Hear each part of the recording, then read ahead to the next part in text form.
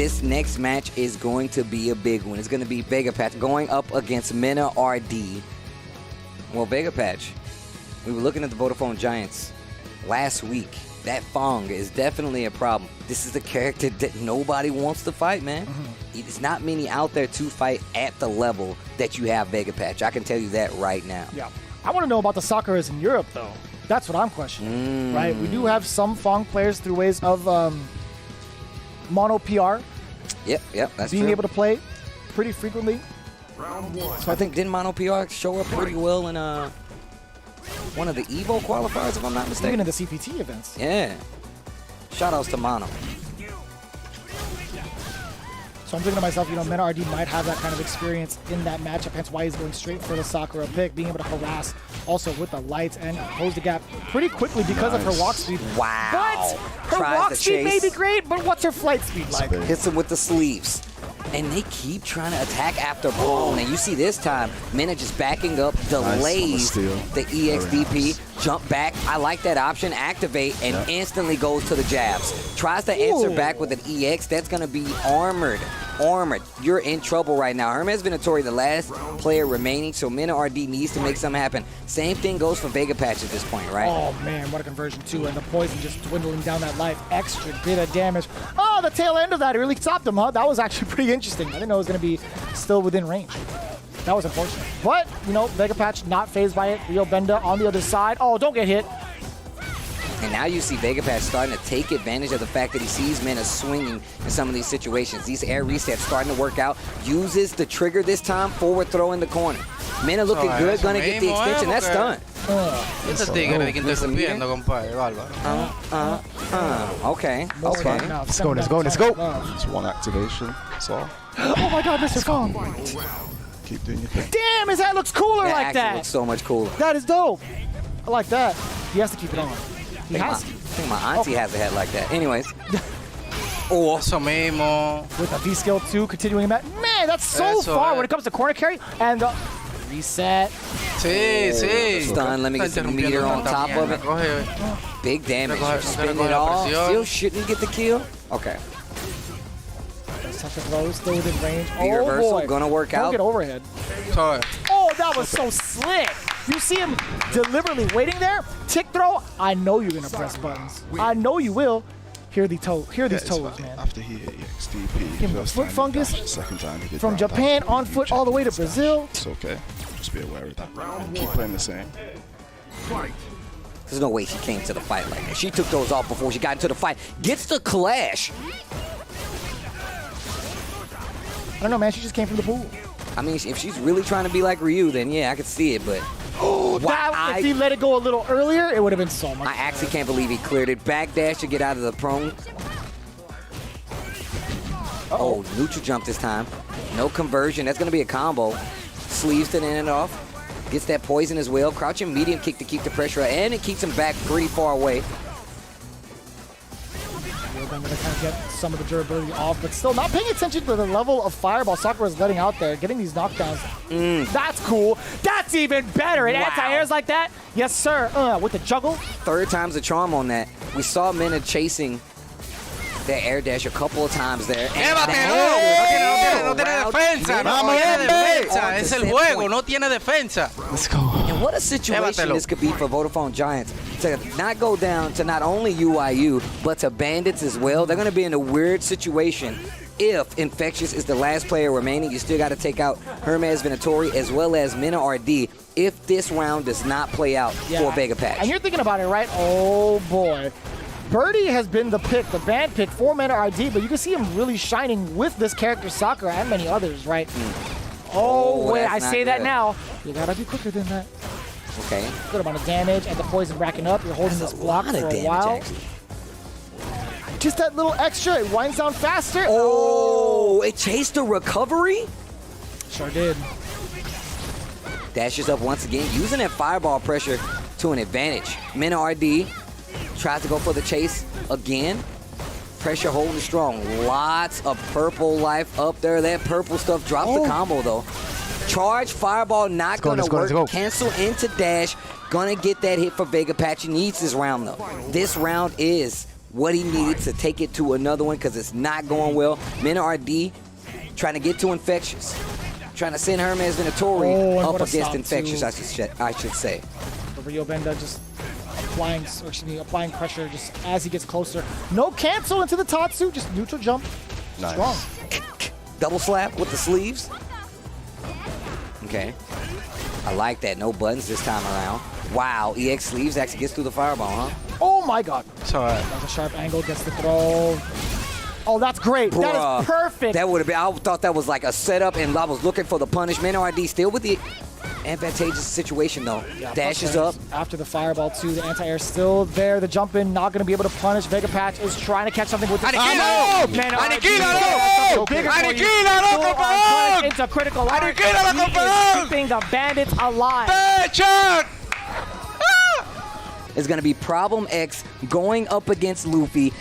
Uncontrolled, unbanned Luffy. That means we're going to get the Armika. But let's see how serious Problem X takes it. Will he take it serious enough to where he's going to pull out the Bison? I feel like... will we see the Honda? Will we see Two Boots himself, Alex? Two Boots? Two Boots. Mr. Two Boots? So I'm interested to know what character will we get from Problem X, the current offline Evo champion, right? The current offline Evo champion. Definitely one of the strongest guns here. I really hope you guys understand the level of the matches you guys are watching right now. Two Boots! We're going to get the Alex. Two Boots. We getting Alex, bro. Problem X has a bunch of characters under his belt.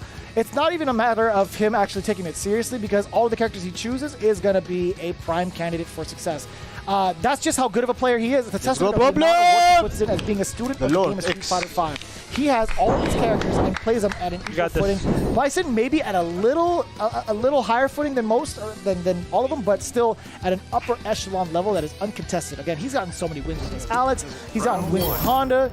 He's unbannable. I'm telling you. Bustling side street. Luffy versus Problem X. Let's go. Bro, look at Luffy just standing there. He's like, yeah, bro, I get the play. I'm going to make it last. He's like, I will stand here if need be. I'm ready. Oh, no, I wouldn't let that. That's why you don't. And that's why you don't let that V skill 2 rock. Oh, misses the throw. Oh, and it was a counter hit. Oh, he was crouching. He still could have comboed into a heavy swipe. Oh, talk to him. Yeah, we got the mic power up just a little bit. Bro, I heard somebody in the, yo, these A40s are crazy. I heard somebody in the studio, like in the back of, they didn't even have a headset. They didn't even have a headset. I heard it on my headset. Two Boots. That had to be production. Somebody holding the camera. That was John, bro. That was John, bro. Slide, activate. I like the series here. Nadeshko coming in for the help out. B-shift break. That was a hammer. Hammer. That was broken. First off, that wasn't a power bomb. That was a hyper bomb.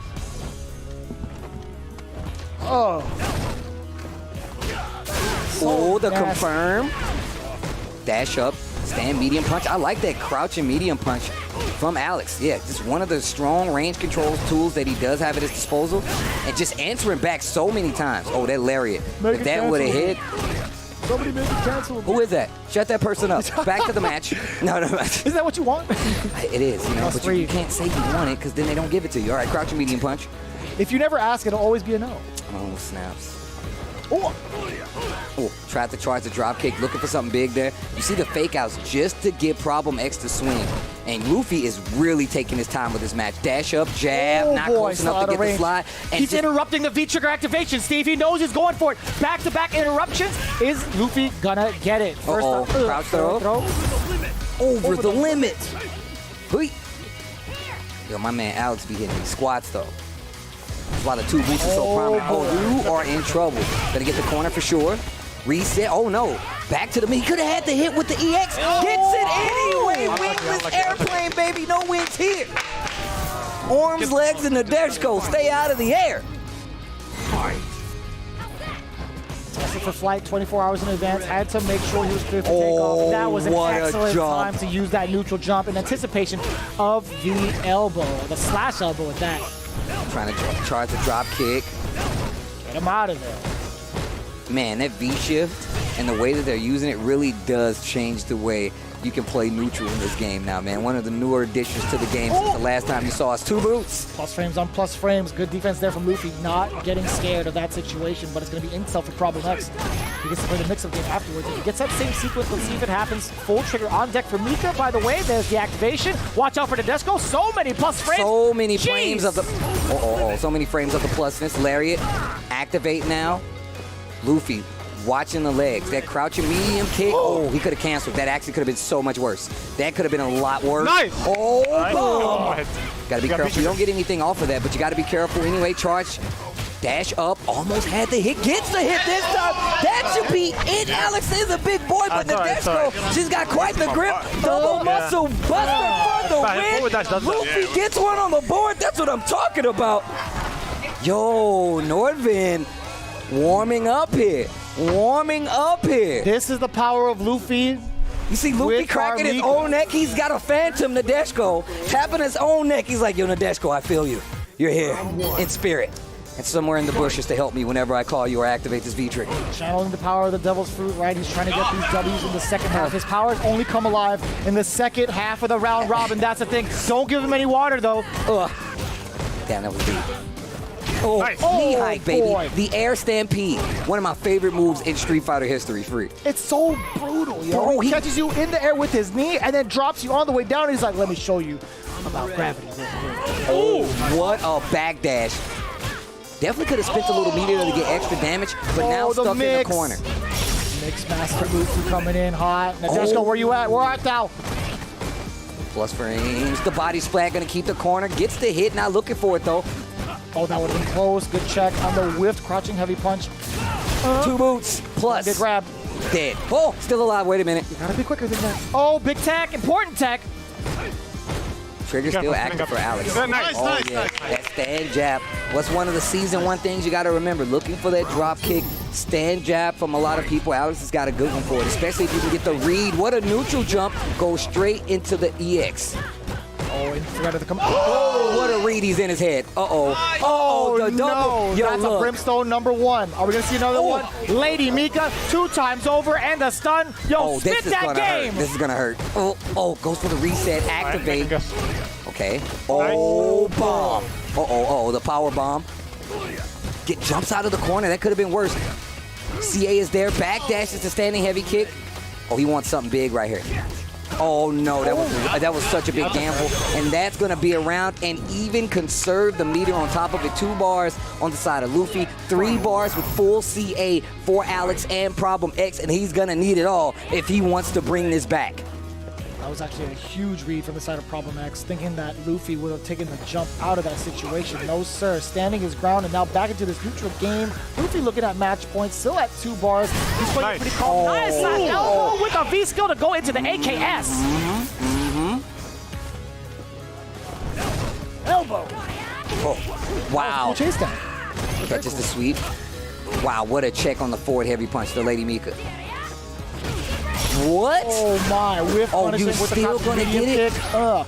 Reset, Charge. plus frames, get off. He had to do the boots. Had to use that V reversal, get himself a V skill afterwards. Very smart usage of that knockdown. Oh my god. This round is in control for Problem X.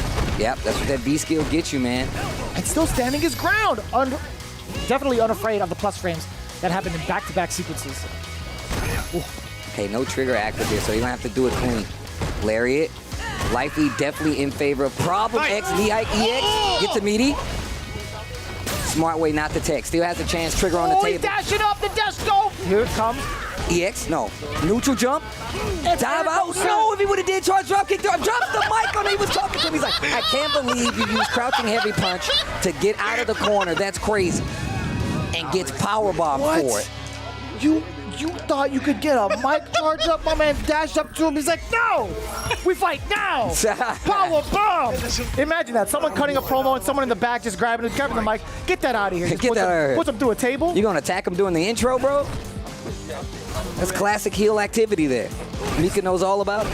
Someone gets powerbombed in front of the Titantron. The ref comes out of nowhere and actually pins him right then and there. That'd be messed up. Oof, wow, that V skill 2 starting to add up. 1 match on the board. Now lariat. hold these lariats though. Hold these pythons though. 20-inch pythons, brother. Okay. You need to be very weary of that trigger. Oh wow. Jab. Goes for the Lady Mika. Finding a chance with these crouching medium punches. And now Luffy fighting his way back. Gets the throw. Trigger on the table. Stun gun headbutt. Do it again. Don't tase me, bro. Time to make a guess. Oh, watch out. Watch out. Big Bird says, here comes the guess. Make him guess. Crouching medium kick, good reads on the low. It can confirm into V trigger 2, and I'm glad you're checking the legs. We've seen a few people get hit by that Alex V trigger crouching medium. Oh, my God. Oh no, oh no. Oh my God. Damn. That reaches mad far. That does reach mad far. It does. Today I learned something. They buffed it. They buffed the hell out of it. Mm-hmm. We saw Problem X using that slash elbow and Nice. oh, Get catches out of the here. anti-air. Oh, no. Oh, he's in his head. Do it again. Oh, Everything just coming up Problem X right now. You're about to take You're summer dead. school. If you cannot solve Problem X, you're going to be taken back a year. AKS EX. incoming. Regular. Meaty, Don't meaty. get sucked in. Lariat +3. Good interruption. Oh my God, the side switch. How many EX. Brimstones can we possibly see? A forward throw instead. Watch out now. Oh, Brimstone. EX, Brimstone and fire. Do it again. Do it again. Oh my God. If he does it again, he might get the stun. Instant overhead. B-ship. Oh, he just gets the stun. Luffy taking us to another game. EX. Let's go. It's okay, Bro, the crowd is going crazy out there. And by the crowd, I mean the other players. Let's- How it goes. Down to the final round between these two. It's actually looking ridiculous. That comeback. This is exactly why Luffy has been the targeted ban Hey. every single week. Hey, why would you ban Luffy? What do you mean? I don't know. I never. You want to fight this? The constant struggle of knowing that Luffy is never going to give up? Last round here. This is going to give one of these teams the lead in this team battle. I would have EX'd the hell out of that man. It's too far. No, it wasn't, bro. EX Peach. He's coming in hot. Oh, Another bomb. one. Oh, Power no. bomb. Don't do it again. The boot of justice coming in. Activate. Goes for the jump. EX to push to the corner. In favor now. Oh, you thought a command grab was coming? So yes. Same side. That's stun. That is stun. And a reset. Oh my God, this is gonna be a lot of damage.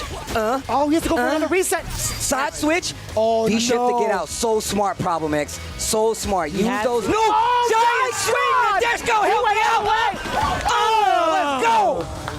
And that means there's only one team member remaining on the #1 spot team here in Street Fighter League. Oh my God, it's gonna be none other. Oh, dude, Big Bird, I hope you're ready, bro. Is that why they call you the Big Bird for instances like this? Is that why? Damn, the moose is loose. Oh, Mika boy. and Nadeshko, it's like a cartoon. Boy. Woo! Well done. Sugar. Are you guys with us? Did you see that last match? Steve almost Oh broke my my God, arm. it's getting real. Then he got out of his seat and tried to snap my neck. This is what I'm talking about. This is why I get out of bed. This is why I leave the house.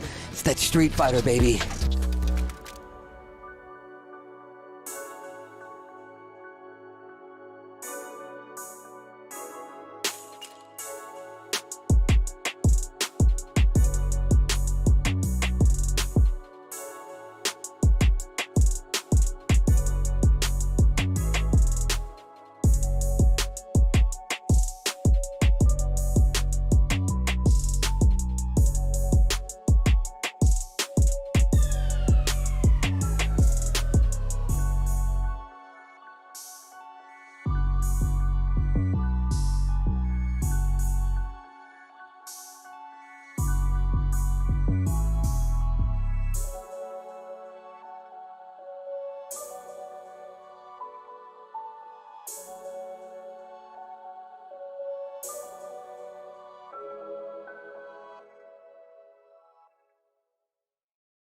Just when you thought you knew exactly how this thing was gonna end, everything is shaking up. Last week we saw Team Bandits getting an extremely important victory over the Vodafone Giants. And then we saw the best team in the league, Team Nasser, going head-to-head with Team Nordavind. When Nordavind needed the most, they got that victory, knocked off the Kings. And ladies and gentlemen, the action does not stop there. Because this week, we see the continuation of a beautiful rivalry Punk the God, and Mena RD the Bull, as they need these victories now more than ever on Street Fighter League. It's gonna be Team Bandits going head-to-head with Team Panda, and we also have Team UYU going head-to-head with Team Nordovan. Both of these teams need victories, especially UYU. They may not even be able to afford another loss. Are they gonna be able to get the victory when they need it? We are about to find out. We don't gotta speculate too much because it all goes down right now on Street Fighter League.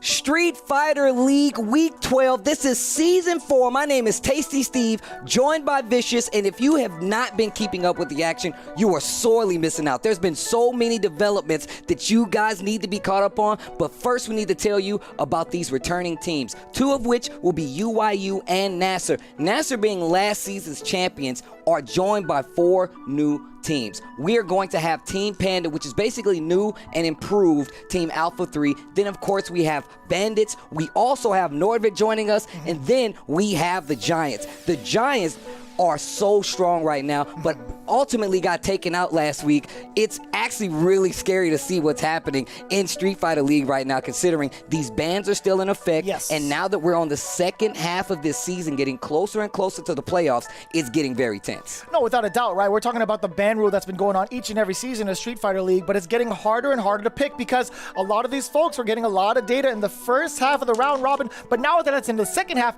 you can't ban the same character. So you're seeing a lot of these teams with their utmost potential. One of them being Nordovan. By the way, we saw what happened last week. We saw the power of that Armika. Just in case you missed it, check out the VOD on that. But just goes to show you how important it is to get the bans correct in both instances of the round robin as well as that team order, because there's so much on the line. Everybody has been fighting tooth and nail. In fact, let's take a look at the standings at where everybody's at. Last time we left it off, Nasser was in the lead 7-2 all the way at the top. Then you see down Vodafone Giants with that 4-4. And of course, Nordovan with that third place current standings. Then you see in the bottom 3, this is where it gets important. Panda in 4th place with 3-4, tied with Bandits in 5th, 3-4, and UYU still with plenty more chances at 2-5 to climb up into those top 4 spots. Look, the fact that we've seen so many fluctuations in these standings and we just got to the second half of the season should let you know just what's happening. You talked about these teams getting used to the ban order, getting used to playing these very, very specific matchups, and getting just the feel of their team. Getting that synergy up to date is a big thing here. Almost as big as the format. Street Fighter League Season 4 is a 3v3 Waseda style tournament. Teams submit a player order. If a player wins, they go to the back of the queue. If the player loses, they are eliminated and be removed from the team battle. These matches continue till one team successfully knocks out all the members of the opposing team, and that's how we decide our team battle winner. It happens every week. This is week 12, but we need to make sure you know, and you need to know about the bans. Vicious already talked about it. Now that we're at the second half of the season, those bans from the first half cannot be repeated. Everything counts at this point on, because again, we are in week 12. We're getting closer and closer to that finale. There's so much on the line, including $75,000, as well as a chance to face off against Street Fighter League Japan. The best of the best in Street Fighter V right now. It's going to be an international affair. Heck, it's going to be a world battle all the way until those playoffs, right? We're going to see who is going to come out on top in this season of Street Fighter League Season 4. With that in mind, let's take a look at who we have for this week's team battles. It's going to be Bandits versus Panda. It's all runbacks this time. It's runback season, if you ask me. UYU still trying to find themselves. Nordovan doing a great job as well. Let's see if they can maintain this momentum going into it. Well, look, you already said we have our team battle set up, but one of the groups, one of the people, one of the organizations, and the main headset you guys should be using is brought to you by Astro. Astro is the official headset and mix amp of Street Fighter League Season 4, and these guys have been holding down the fighting game community for over 10 years. There's no way you've been in this community and not heard of Astro. Speaking of hearing, those A40 headsets have been supplied to all our players and provide the perfect tournament setting. So make sure you guys show some love to Astro for supporting us over here. You can do so down below with the Twitch panel to pick yours up as we get ourselves for the first team battle of the week. When we return, we're going to see Bandits going up against Panda. You do not want to miss this. When we come back, we'll go down with more of the Street Fighter League action.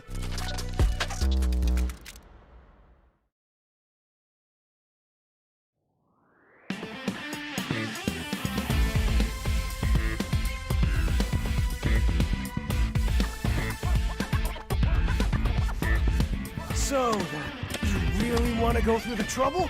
Fine.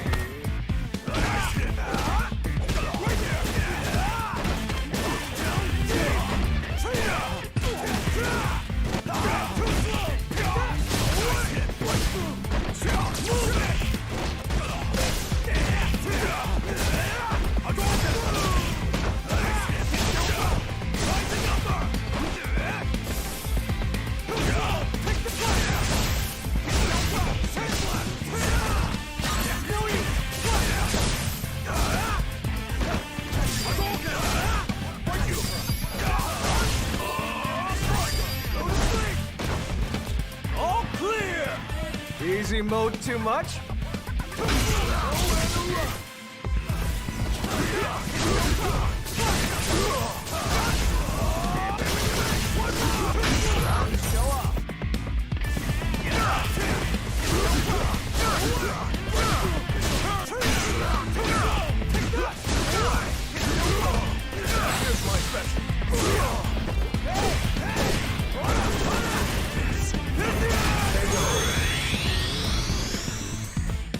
Sucks to be you. I'm always ready for a fight.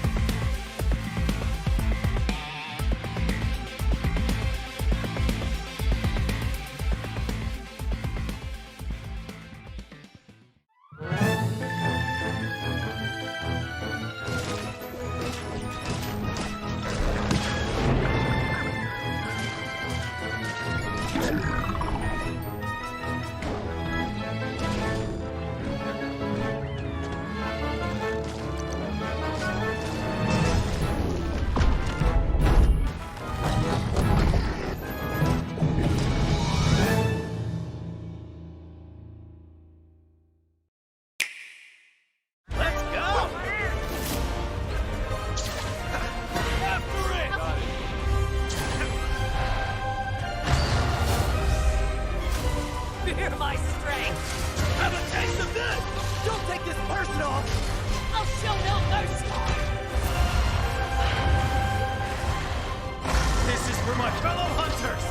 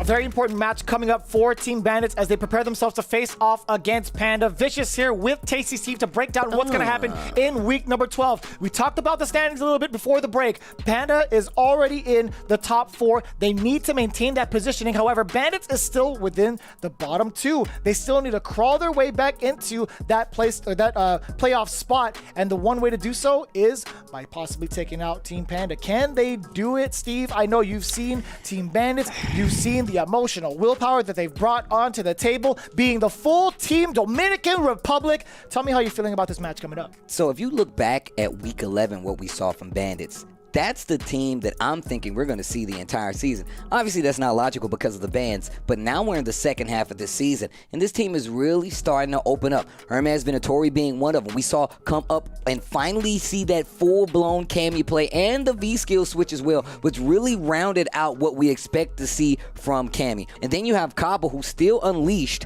Now, well, possibly was unleashed, still not able to get his legs under him, but you have Mena RD being extra strong on the tail end of it. So you know, Hermes Venatori is still one of those guys that's just like pretty solid. He's starting to understand. He could see the frames. He's starting to understand that he can't get away with too many resets. He has to finish his plate when it comes to these hit confirms and getting these openings, especially against a team that's full of hit confirms, right? You have Nephew, Justin Wong, and and Punk. I was gonna just say Panda because, to be honest, Punk has been doing a lot of heavy lifting, but it's not even that heavy, right? Nephew and Justin, they've fallen just a little bit these last couple of weeks, but overall performance, they've been super strong throughout the entirety of Street Fighter League up until this point. So it's gonna be very interesting to see these band picks, but for the most part, Hermes Venatori, let's kind of focus on him a little bit. I know Rob TV pulled him aside for an interview, but I just gotta say, he's starting to get these wins under his belt. He's starting to get a little bit more comfortable. I kind of wonder where his mindset is at, and I do believe Rob TV might have those answers for us. Take a look with the interview with Hermes Venatori.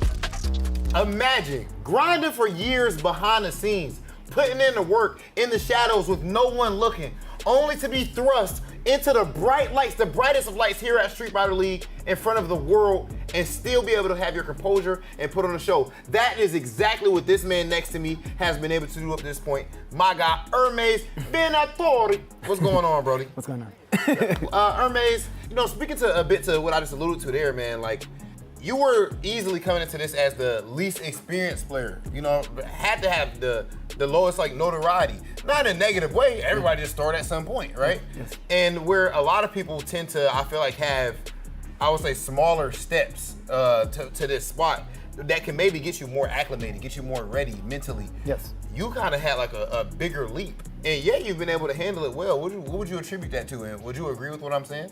I think the key is to try to not have so many expectations and just play the best that you can, because these guys are like really good. Every one of them can punish every mistake that you do. Yeah. You need like teammates that can trust in you and that don't make you feel like, you know, when things don't go the right way, they don't make you feel like bad. Yeah. So I think it's just trust, have patience, and trust in yourself too, you know. As we can see with like answers like that, well thought out things like that, and just your overall demeanor, you are a pretty even keel guy for the most part. Mm-hmm. Now, I definitely want to key in on for the most part, because we have also seen you hype as hell. We've also seen you show a whole lot of energy and emotion. So with you having that type of fire inside of you, I do wonder if the fact that, you know, people may not be looking at you as someone who's gonna really have a chance against some of these players, does that put any type of chip on your shoulder? Do you revel in the opportunity to prove people wrong in these situations? No, I don't care about what people think. It affects us in many ways, but it's more to myself. Yeah. Because when I fight strong players, it's the opportunity for me to understand that their level is not. The difference is not so big as it may seem. Yeah. So when I fight Infectious or Crimson or Punk or whatever, it is an opportunity for me to understand that, you know? Yeah. Yes. Okay, and you know, looking at last week, you guys, as we talked about, got a very important win over the Giants. Yes. I would say, what is it like even having a leader like Minnow, like when it comes to you know, you guys' team, in game at least? It's amazing because he can play like almost every character in a very good way. I don't know how he's capable of doing that. Cab and me really want to help him, you know? We don't want him like winning every game or something like that. It gives us confidence. You know, so at this point you guys are 3-4, so it's not 8 games. You guys have 7 games played so far. Yes. And you still have Team Panda ahead of you, who they still need wins as well. Yes. You still have Nordovan, and then you also have UYU, who might need to win out in this situation. So every single match that you have left, each team is extremely hungry, needs the victories, right? I'm not gonna ask you how you like your chances. What I will ask you is, do you guys adjust anything at this point in the season? I think it's important the fact that Kaba can play Guile. Yeah. I believe in all of his matches that are coming, but it's really nice to be in a position where you are facing like pressure. Yeah. Because I think it takes the best from us. Yeah.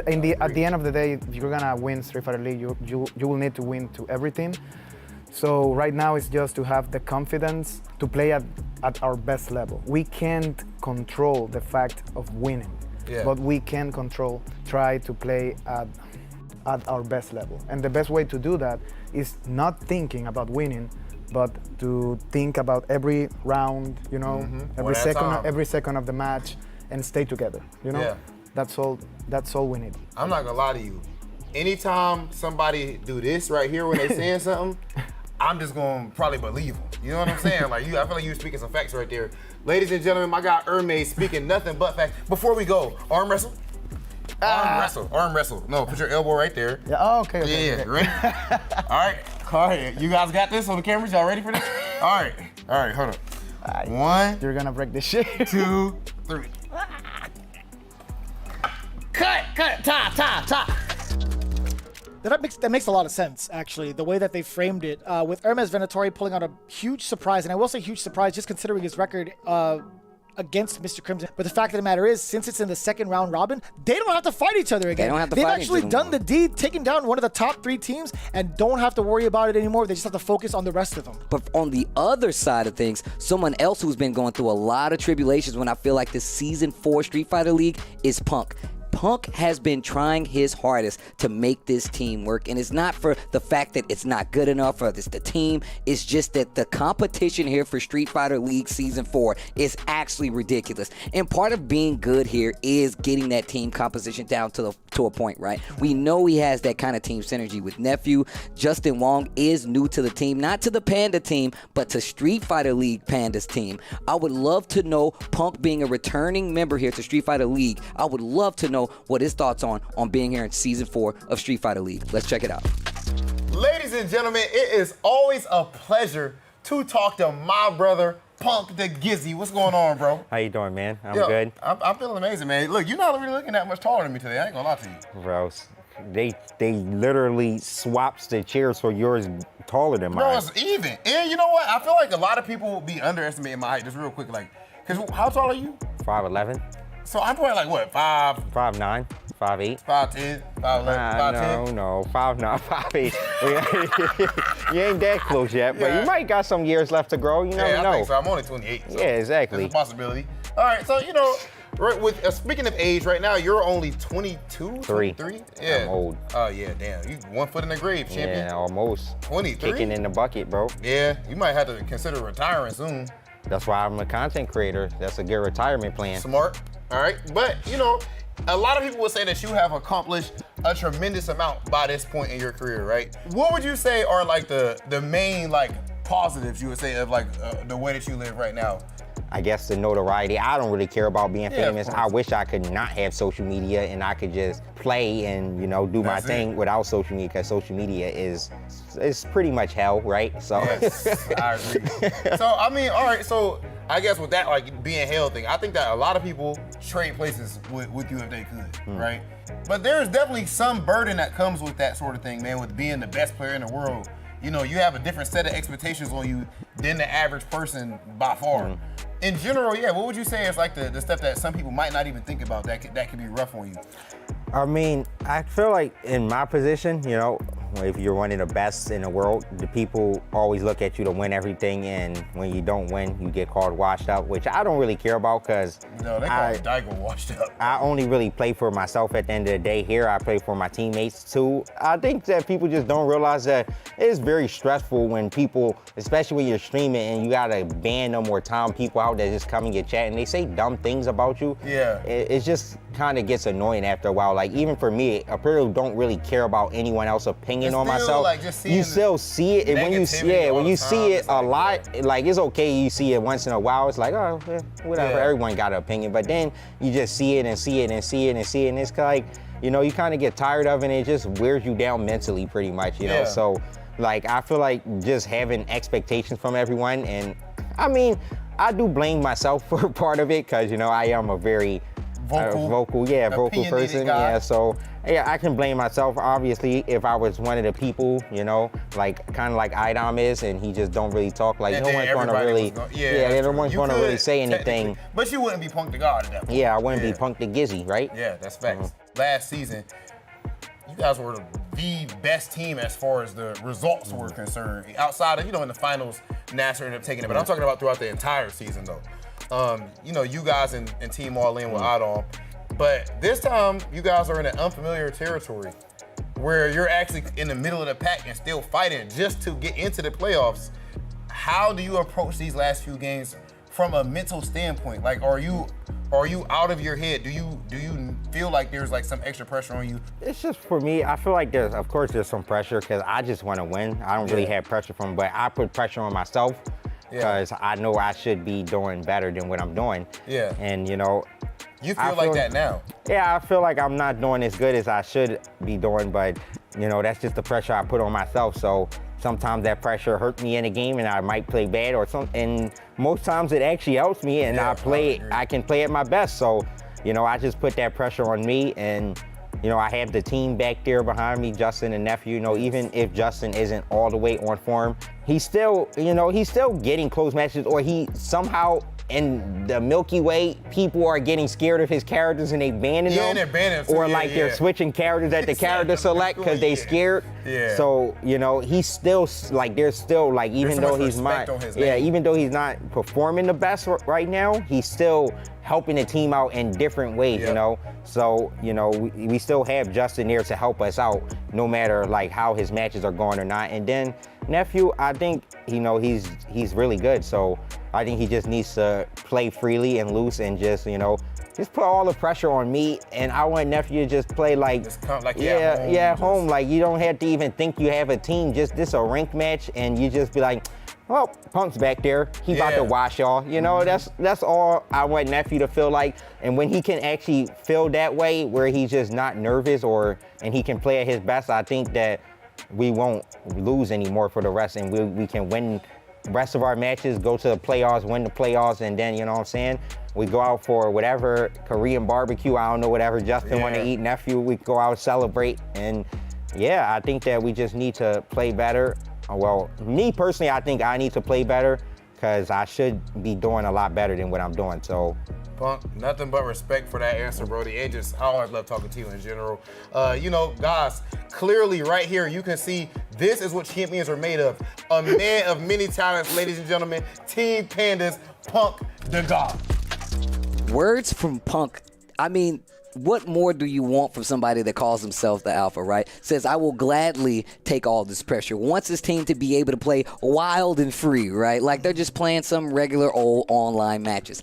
I don't know how realistic that is, considering this is an international players ball of the best Street Fighter competition you could ask for. I don't know if that's the smartest thing. However, I love the fact that Punk is stepping up to the plate and being like, well, look, I want that pressure to be on me. I don't know how that affects him, but I mean, if you compare it to what we've seen for some of these other players, NL, some of these Mena RD, it's not an easy feat. Punk saying, yo, put that on me, just let you know he's got some crazy mental fortitude. He doesn't want anybody to say they have the leg up on him. Personally, I respect that, but I believe we are getting ready. Our first match is going to be Kaba going up against Nephew. That's going to be battle number 1 here in Bandits versus Panda. So both of these players were actually the target of the bans in week number 6. It's a whole different story. Fully unleashed. The Satsui no Nephew now able to play against Kaba's Guile. We're going to see how it plays out. Already off to a aggressive start. Nephew was actually looking for that sonic boom, going for the jump in, but still not enough time for Kaba to get the anti-air traditionally with a normal. But damn, the back fist. 5-knuckle shuffle already. Another one. That's 10. Oh, the upside down and kick. You got some boots for dessert. That's crazy. Oh boy. The trigger is activated from Nephew. We're going to see that trigger to be, oh, I lied to you all. Upside down kick again. Give me that recipe. This is Grandma's old upside down. This is great. I wish you guys had seen him try to hand me an invisible cake. All right. Really trying to keep this Dutra corner in control. Okay. Jumps out with the Mega Man jump. And just being annoying with this crouching medium kick. Switching to the heavy buttons. Life lead in favor of Kaba. A healthy life lead at that. Oh, wait a minute. Hard punch. Parabellum. Almost got the combo into the EX boom. Look at him testing the movement already.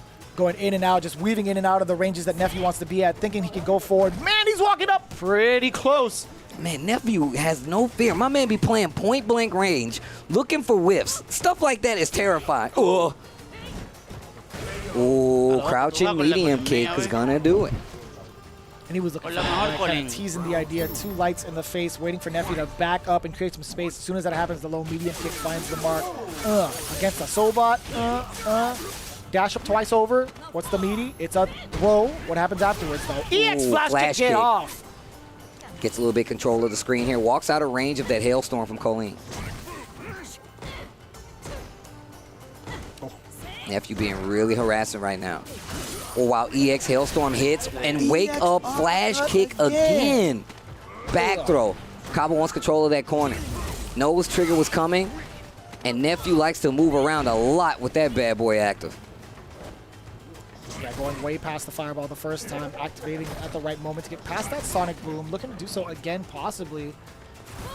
Maybe, but no, dashing up in there, no threat of trigger. However, look at Kaba. Look at his bar down below. If he gets a solid hit, can go into his own trigger and a mix-up afterwards. But we'll see if he can get past the booms first, chipping away. Oh, that was dangerous. Stand medium, activate, eats the boom. This is going to be big damage right here. No, just gets the Oki. Goes for the flash kick. EX on top of it. Still has the baby boom sitting there. The baby boom parade across the screen. Really good patience on the side of Kaba right here. It's so close. One big confirmed to be it for Nephew. Raw activation instead. On the way over. No, trying to bait out a tick. Man, he was wow, my man was ice skating.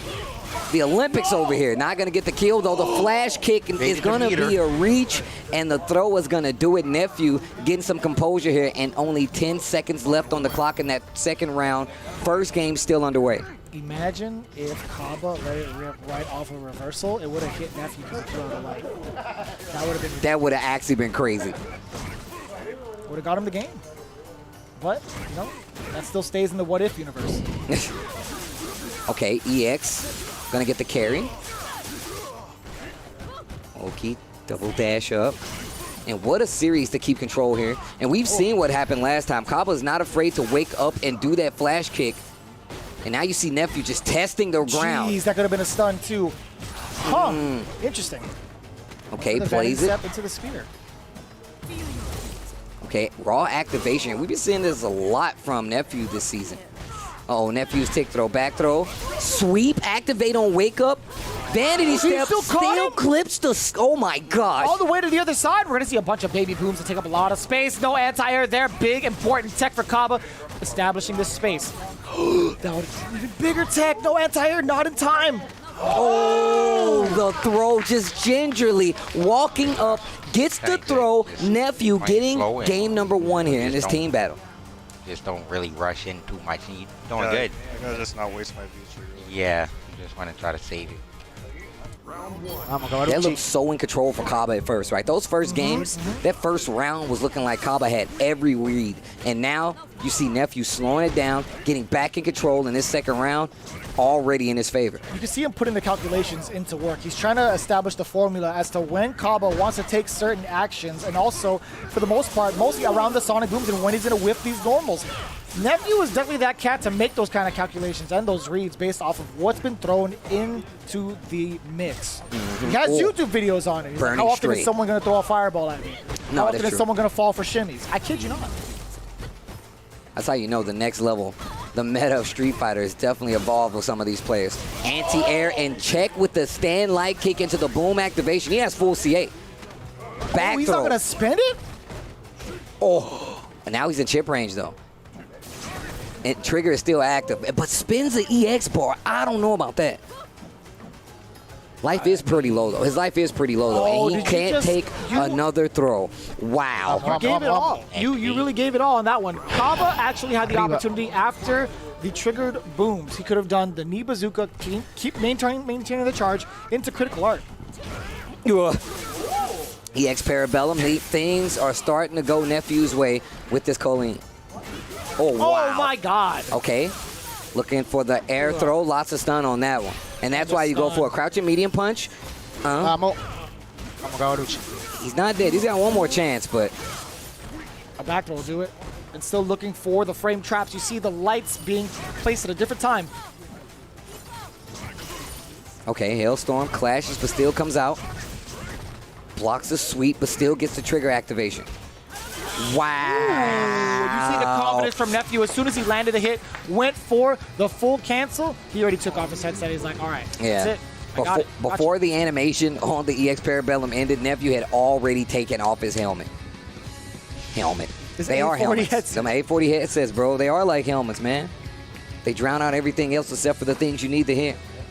Unless you're playing off against Kaba. It's not drowning that out. There's no way it's drowning that out, without a doubt. I think they have a Kaba filter for the 840 headsets, if I'm not mistaken. I got to look into it. Don't quote me on that. Coming up next, we have Hermes Venatori coming off a pretty significant win. I mean, he fell short to Infectious in the last interaction against Vodafone Giants, but as he's going in right now, he seems to be pretty confident, as we heard from his interview. Going up against Justin Wong, right? We talk about Justin Wong and his plethora of characters. We saw that Rose play. We saw how he's willing to play out the timer game multiple times.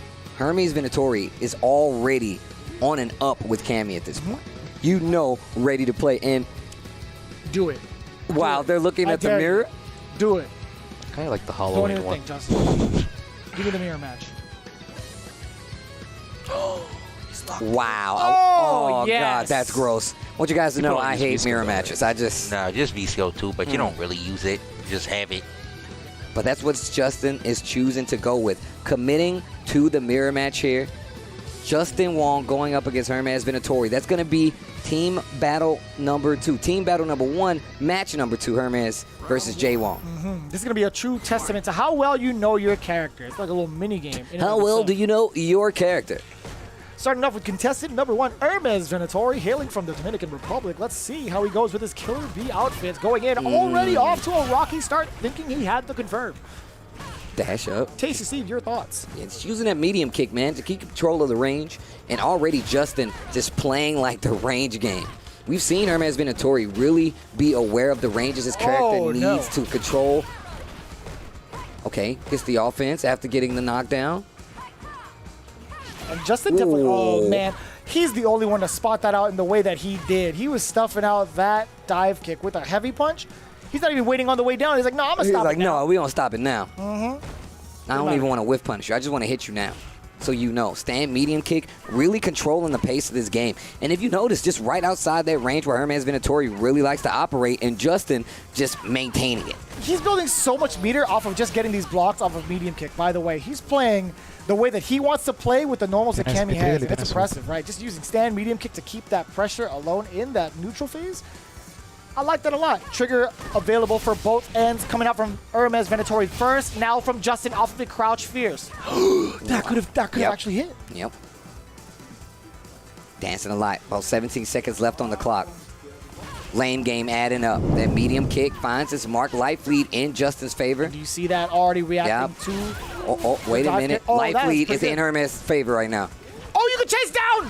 Oh, could have done. Oh, I did EX. I swear I did EX. Come on. You got the glitch probably. Justin didn't get the EX. Hermes Venatori takes that first round. Claims he did, though. He attempted it. Okay. Oh, that was slick. A slight hezzy. Getting Hermes to move or press the button in the time he shouldn't have. Back throw now. I didn't say you could leave. I didn't say you could leave. I'm a dad now. You're on timeout. Big damage here. Putting Hermes in the corner. Knew that? I know. I didn't. Okay. Damn, that was impressive. Offensive Justin Wong? Imagine that timeline. Yo, offensive Justin Wong. If he was raised in the streets of the West Coast and he was Team RTSD, imagine that. That's a what-if series I'd want. Variant Justin Wong. Damn, that'd be sick. The king of the RTSD. There it is. Wow. Evil Justin Wong. Lame is lame. I'm trying to fight. What? What is that? Imagine Valle in the East Coast. Oh, no. Oh, East Coast Valle? Gotta lame that out, man. Lame that stuff down. Oh. Okay. Not spending it. That's going to be just fine. Back throw, trigger still on the board for Justin Wong. Are we going to see a hit into the trigger, or we're going to see a raw activation from Hermes to gain some of that life back? If I were Hermes, you're definitely looking for a hit, but you're not going to get it. Justin Wong didn't even have to spend a critical art. I like this. Cammy. She's just that easy, huh? Yeah, I mean, Nothing really changed with the character. Yeah, she just got new combos, to be honest. And jab, you can't, I guess jab isn't +2 anymore. Yeah, I mean, I'd never even played when Cammy was +2 jab. Yeah, I mean, it doesn't even matter. Everyone still treats it. It's so fast, you can't really react to actually press your button back. So what is jab now? It's 0. Oh, so if you press low jab, I can press low jab Yeah. back. Wow, talking to his team right now. I like the casual banter between Justin and Punk right now. We saw it a couple of weeks ago, too, as well. Just filling Justin in on some of the things he might not be aware of. And Justin's one of the greatest of all time. But still, there are things that even he said, he's like, yo, I didn't play when it was 0 or, you know. +2 on yeah, block, when it was +2 on block. Like, I didn't play then, but still able to control the neutral quite well, getting that first game versus Hermes Venatori. 2 misconfirmed from Justin Wong, still stuck in this corner. Hermes did a great job. No, there was a confirmed opportunity with that crouching medium punch. I think he would have been within range to do it again. Being pretty annoying with that standing medium kick. Mostly going for the lows. Justin Wong has been checking the movement a lot, and crouching medium punches. I feel like a lot of that, he changed up his strategy from standing medium kicks to a lot of the crouching medium buttons. Man, the dash up still gets took by Hermes. Oh, neutral jump almost finds his mark. Oh, spend it, no? Wow. Uh-oh, stuck in the corner still. Justin looking in control. This is game number 2. Oh, and being as annoying as ever. That back to the medium kick status. And he's just looking for it. You see the spacing right here? He's giving himself ample space to react to any sort of dive kick, and just in case if it comes out in the air. Oh boy, he better get out of there. There's still trigger left on the board for Hermes Venatori. If you lame him out, he might crack. Oh my God, Justin, I'm not really understanding this. What do you mean? Her medium kick is broken. It is broken, Justin. That medium kick's too good, bro. Versus Cammy, it's still good. Wait a minute. Hermes Venatori gets interrupted this time. Okay, swinging at each other. I'm busting out. Nice. Okay. No bite. Justin Wong now with the trigger activation, checking with the crouch medium punch. You see Hermes backing away and still have to check the legs with the low medium kick as a threat. Just weaving in and out of the ranges. He's taking a lot of blocks, though. He's taking a lot of gray life. Man, that was a hefty medium kick. I know it was a single hit, but did you see that gray life on top? And look at that. Now Justin just slightly in the lead from those two sequences. You're dead. You're dead. And that's going to be a set. Justin takes it 2-0 over Hermes Venatori. Hermes actually taking it pretty hard. Not happy about that one bit. I mean, that's your main. That is your main. Justin Wong hasn't played Cammy ever. I feel like that, honestly, I mean, in the history of his professional career, he's been going Karen, Minot, Rose. Yeah. I mean, if you think about it, though, Justin is definitely one of those people. He always tries a bunch of characters. And on top of that, Street Fighter V, when you look at Cammy, her tools largely remain the same, right? So even though it's not +2 anymore, it being 0 still... It didn't even matter for him. It didn't even matter for that instance. But that's going to be 2-0 for Justin, 2-0 for Nephew. Ooh, and once again, Mena is carrying a couple of bandits with him. He's going to have to take this team to the promised land. And he definitely said he wanted this. He said he wanted this. This is going to be interesting, right? Having the challenge before him of 2 pandas remaining, actually all 3, really. Punk has been depowered.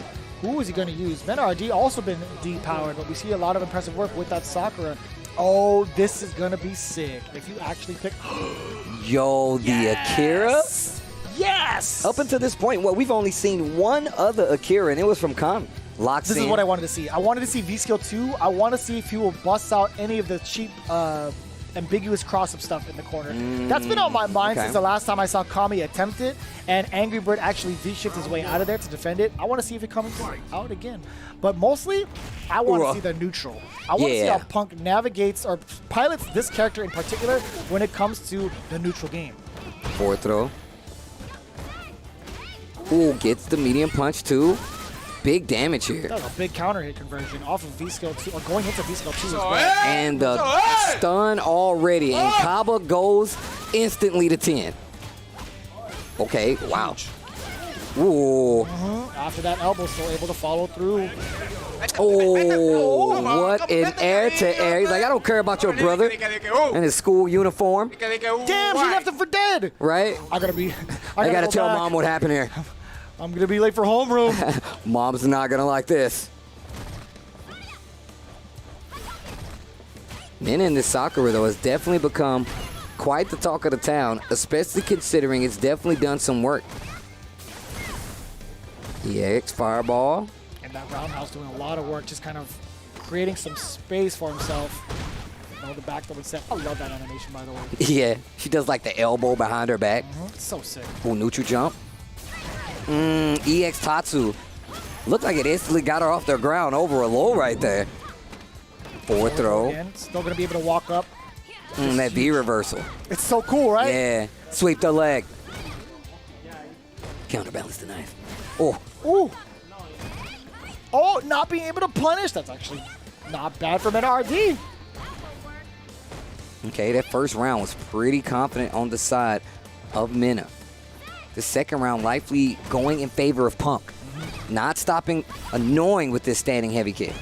We're still slightly, too, in that life lead. 30 seconds is about to be on the clock. Both players are also going to have critical art pretty soon. Oh, goes for the up kick. A DP straight in the super. Should be dead if I'm not mistaken. The brother helping out, and that's going to do it. First round on the side of Punk here. Okay, we're getting something started now. Damn, they're so cool. Bro, this is actually, I just remember, this is like a legacy match, bro. Sakura was in rival schools. That's true. Not until like the later ones, right? Yeah, she was like a guest character. She was a guest character. I see. Crouching Fierce is the anti-air. You see Minna RD still in control of the airspace while maintaining this ground control as much as possible. Low forward into DP, looking very Ken-esque as Punk playing this Akira. Oh, V-shift back. Oh, man. These heavy buttons extending so far. Punk taking full advantage. I love that. Yeah, the roundhouse uppercut to get past the projectiles, and it reaches the furthest out of all of them, to be honest. Yeah, that's true. No, that's what I heard, too. Huh? Wow, goes for the cross-up in the corner. I like that option. Oh, gets the hit. Tried to uppercut. You know exactly what he tried to do in that instance. He tried to uppercut and still gets the EX1 to bust out, but still. Oh, nice. Yes, sir. In hot pursuit, getting a big, important trade, and Punk filling himself after that one, or at least has a good smile on his face. I would think this match is hard for Akira. No, only because she can't shoot fireball, so I can actually just play footsies with her. So it's okay. Okay. And I could just do sand heavy kick instead of the other risky minus 18 buttons. Yeah. Punk still talking to his team about the matchup here. Saying that he can actually use that DP because Sakura has fireballs, and you already talked about that fireball invulnerability on that heavy kick DP. Fighting back to the corner. Catching up with that activation. V-shift does not want to be involved in any of the frame traps. Another anti-air. Punk is trying to anticipate the fireball first as a way for Minna RD to close the gap. Ooh. There it is. Yeah, stuffs it out preemptively. Okay. Oh. What? Yeah. So if I'm not mistaken, that's a crouch-only combo. Caught him standing, so it didn't combo. Oh my god. Wow, that was so cheap. Oh my, was that intentional? I would be so mad. There was a huge smile on Punk's face when that happened. I knew he couldn't punish. I'm like, oh, free DP. We'll take that. We'll definitely take that. No, yeah, you're right. With that crouching state, he actually just missed the crouch jab confirm after that. Ooh. Yeah. And heavy punch, not as much range. Okay. Ooh, yeah, bust out with the EX uppercut. Now maintaining the momentum here within this corner. See, he's playing in this. Oh, I was gonna say he was playing in a pocket where he's looking for an anti-air or, a jump from Akira, but now he's playing the fireball game to a T. Not letting him go out for free. Oh, eats the EX. Wait a minute. Oh, and gets the counter hit confirmed. Full meter, full everything. Lots of resources on the side of Punk here. A lot to work with. Oh, activate. This is gonna hurt. The guess after this could definitely kill. Is he actually gonna go through with it though? No, he just lets it drop. Wow, just wake up EXDP. This could seal the deal on Bandits in this week's team battle if something doesn't change. Trigger on the table. No fear of CA, so I don't mind the activation He dash. dashes twice. Wow. Are you kidding me? Oh my God, Are you he just kidding did me? it anyway. He dashed up to him, took the hit, immediately went into EX uppercut, and has eliminated Team Bandits. All 3 of them survived, and that's going to be absolutely huge for Team Panda. You just disrespected a man's like that? He even gave you the toe tap. He's like, nah, I'm doing this. Boom, Right, EX he uppercut. didn't even That's care. crazy. He didn't give a damn. He didn't give a damn about you. He didn't give a damn about your teammates. He went in. No, that's exactly what you want, though, right? Like, that's how Punk plays. I ain't gonna say that's what you want. You want the win, but Punk plays like that, right? He's really calling you out, and it's one of the things that we've seen Bandits kind of go to. They get really offensive based on a lot of instances in some of these matches, kind of overextend a little bit, and in this instance, it did come back to hurt Bandits just a little bit, going down 3 games straight. Tough pill to swallow, right? That was the challenge that Mena RD wanted. He had an opportunity to do so, right? Punk rocking this Akira. You see a little bit of reluctancy because maybe Mena RD hasn't had that kind of practice against Akira. Who knows? The fact of the matter is there were a couple of things that Punk took advantage of, right? And that was EX uppercut, to be honest with you. Also, just, making sure that he doesn't get away with any sort of fireballs going into it, right? There's just a lot that was really taken into account by Punk in terms of what Mena RD wanted to do in that set. Yeah, it's really scary to think that if Punk really wants to disrespect you, he'll literally just do EXDP in the middle of a string, anticipating you walking forward. That's scary to me, to know that this person has this kind of like, yeah, I'm just going to do it anyway. But with that being said, we got to make some noise for Astro. Please, guys, show some love to Astro. They're the official headset and mix amp of Street Fighter League Season 4. And if you guys are watching it, you can hear those players. It's because they're using those sweet, cool A40 headsets that were gifted to us by Astro. They've taken the time to supply all the players here with them so you guys can get that crispy sound yourselves. Where can they get it, Vicious? Over at the Twitch panel down below. You guys got to do that with the A40 headsets. Pick one up as you get ready for this victory interview with Punk. Standing by with Hollywood, Rob TV. The streets been talking, Punk. I've heard a whole lot of people talking about, I don't know about Team Panda this year. They've been doubting Punk the Gizzy. They've been doubting Justin, doubting Dark Neff, the one and only. But here, in this extremely important win, you guys aren't automatically at the finish line, you haven't automatically made it to the playoffs, but this win was extremely important. How big was this for you and your team? I think it was very big, especially since we got the 3-0. So if we come down to like tiebreakers or something, that's really important for us because I don't think our match record is too good now. So a 3-0 right now is actually really good at this part of the tournament for our team specifically. Yeah, I 100% agree with that. I didn't even think about the fact that I got a 3-0. Of course, that comes into play if there ends up being any ties. But something that surprised me a whole lot? My man Justin Wong, the king of lame, decided to, out of nowhere, bring up the Cammy pick. Not just bringing up the Cammy, but against a Cammy main, no less. Were you surprised at the pick at all? I mean, all I know is Justin plays Cammy on pad. I didn't know he could play Cammy on stick, to be honest. So I didn't know that was even a thing, but I feel like if you give him a medium kick, that's all he really needs. Yeah, as long as he has a medium kick, he good. And if it's a mirror match, 9 times out of 10, he probably knows how to use your buttons better than you. So I feel like it's a good pick. A mirror match is a easy character, so he didn't even need a dive kick. It's kind of crazy to me. I don't know what he was thinking. That was extremely surprising. Yeah, that's true. The way that he's not even really playing Cammy low-key. He kind of just using like Karen with less damage, and he still was able to get the win. Very impressive display from one of the GOATs right there. Last thing I'll ask about is, it seemed like you were shooting craps kind of with the play style that you used against Mena. Just a whole lot of gambling, going for super random DPs, it seemed like. Very aggressive. Before you even walked up on stage, I'm sitting back there in the crowd with Team Nasser, sitting next to Problem, and you go and you tell him before you even play, oh, wow, I got 2 people in front of me, now I'm about to play like Problem. What you mean by that? I feel like when I seen Problem play against Phenom, he did like 18 EX command grabs with Alex. He ain't care. Yeah. So I'm like, I'm going to adapt that play style too. And I'm just not going to care. I'm going to care a little bit. I'm going to care enough to like check a dash and anti or something.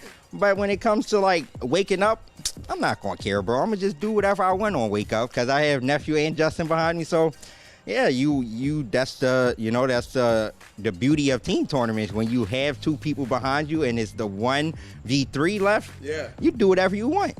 Yeah, you know, clearly at this point, you talked about what you just did on your wake up, and it seems like your team overall has woken up. The sleeping giants are now awake, ladies and gentlemen. Team Panda, and the action does not stop here, as we still have an extremely important and amazing match coming up with Team UYU versus Northern after this break.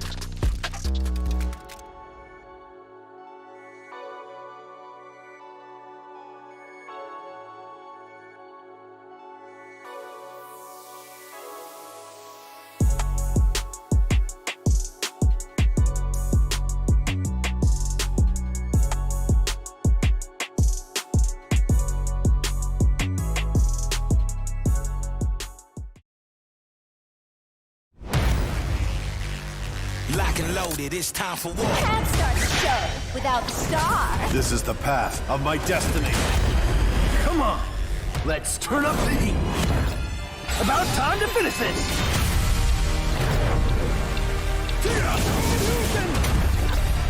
See what I'm really made of. I'll show you.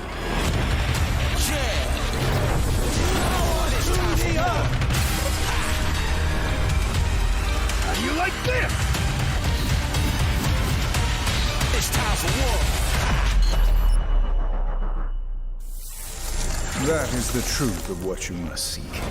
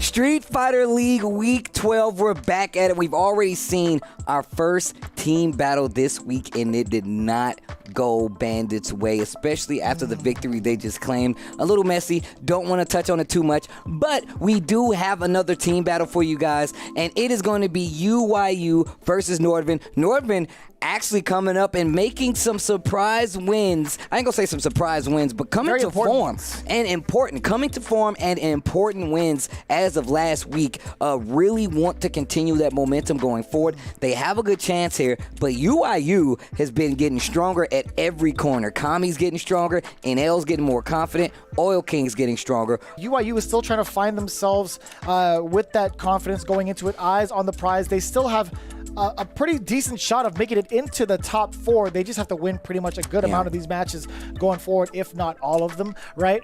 NL with being fully unleashed in the second round robin is going to be absolutely imperative. I don't think the Bandit is going to be going towards him. I will just say that. Now you're looking at Nordovan, right? You saw how important that win was against Team Nasser, riding that momentum. Again, seeing Phenom play a surprise Cammy was really put the world on tilt. That actually put Nasser on tilt, I feel like. Big Bird came in, shot from the hilltops.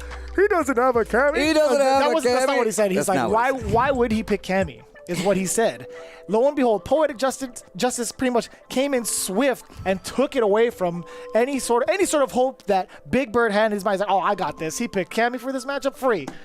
That wasn't really like. Well, Nordovan looking really good. UYU really trying to get things going here. We're still in the second half of the season. Our first interview is going to be on the stage with Rob TV. It will be none other than UYU's Oil King.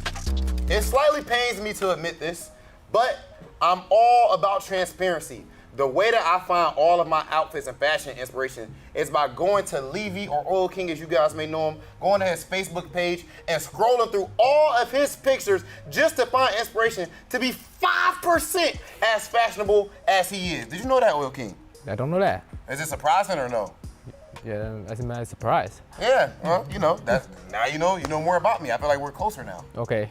Yeah, right now, of course, you're rocking the soft and UYU collab, so everyone can definitely go ahead and get that. The material looking kind of, it's thick and everything. Yeah, I think the quality is high. Yeah, it's beautiful. So if you want to look like Oil King, make sure you guys check out the UYU and soft collab. Thanks, Rob. Yeah, no doubt. So something that is not soft at all is the competition here at Street Fighter League. It's extremely tough. It's extremely rigid. And with that being the case, so far, how much have steps changed from the beginning when you guys were like, 0-2 to this point now where you're in the thick of things? Okay, I think now maybe for UYU it's not a big chance to enter a playoff. But I will say the SF is not end yet, right? Yeah. So we are programmer esports team. We need to keep going, try to show our skill and a win for our team. Okay, and with you being the team captain and of course having a Street Fighter League experience, would you say that you take any responsibility to try to talk to NL to make sure that he doesn't put all the pressure on himself, and make sure that he knows you don't need to handle everything, carry everything. When our team first win in this season is be the NVD, right? Yeah. The next time I use my Rashido and get a 1, right? Yeah. So I just told NL, and another day we lose Panda, but I think the day I play CS, but me and Pong is the last match, right? Yeah. But even I lose, it's 0-2, but I think I play now is really good. Yeah. So I just keep telling NL, don't worry, I'm here, and even Kami is here. I think Kami this season, even he don't get a lot of wins. He stepped up a lot. About what he played is way better than last year. Yeah. He's way better. He's patient, right? Okay, and as far as your next match, you guys are going to be going up against Team Nordovan. Yes. And they're just coming off a very big victory, taking the victory over the first place team, Team Nasser. You guys did beat Nordovan the last time, and this is another extremely important match. How are you liking your chances going into this one? And, just how important is this match for you guys? I think until from now, every match for UYU is important. Like must win. Yeah, so we will try our best to try to win. But I will say it's not easy. Yeah. Mika is crazy, it's good, right? And last time we see the final play with NASA, even they ban Karin. Yeah. His cam is still good. He beat Angry Bird, he beat Big Bird, he beat 2 birds, right? Yeah.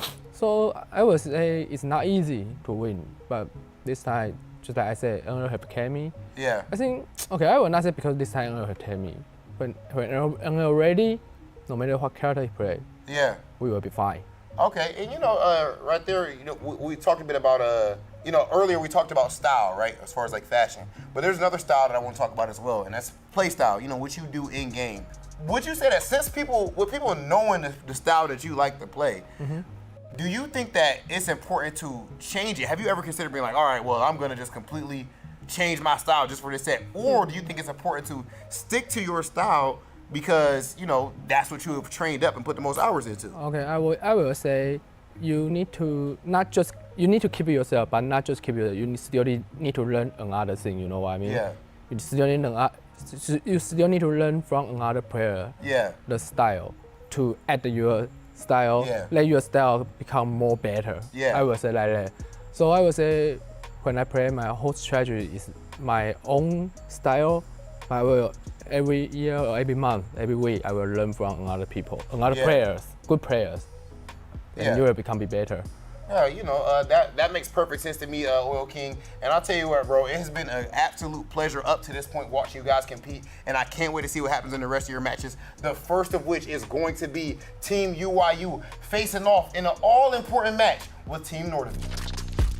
And just like that, Oil King talking about the message, the journey getting up into this point. We know last season, season 3 wasn't the best for UYU, right? Oil King being a new member to the UYU, which was also new to Street Fighter League, taking up kind of that leadership mantle coming in last season with JB and Kami. This season, he's got NL by his side, Kami looking just as strong. That journey is going to be super important, especially considering these guys can still make it to the playoffs. So this could be a Cinderella story all of its own. I mean, it's a returning team. They just started getting these W's on the board, and now I feel like their team is really starting to click together, especially going further into this team battle format, and I like what I'm seeing. It's good that you say that because I feel like Nordavind is also one of those teams that are starting to come together, considering that they're no longer able to ban Armika the last time they met. That was the choice, right? So we do get a fully powered up Luffy, and we've seen the kind of damage it can do, especially against the #1 team with Nasser.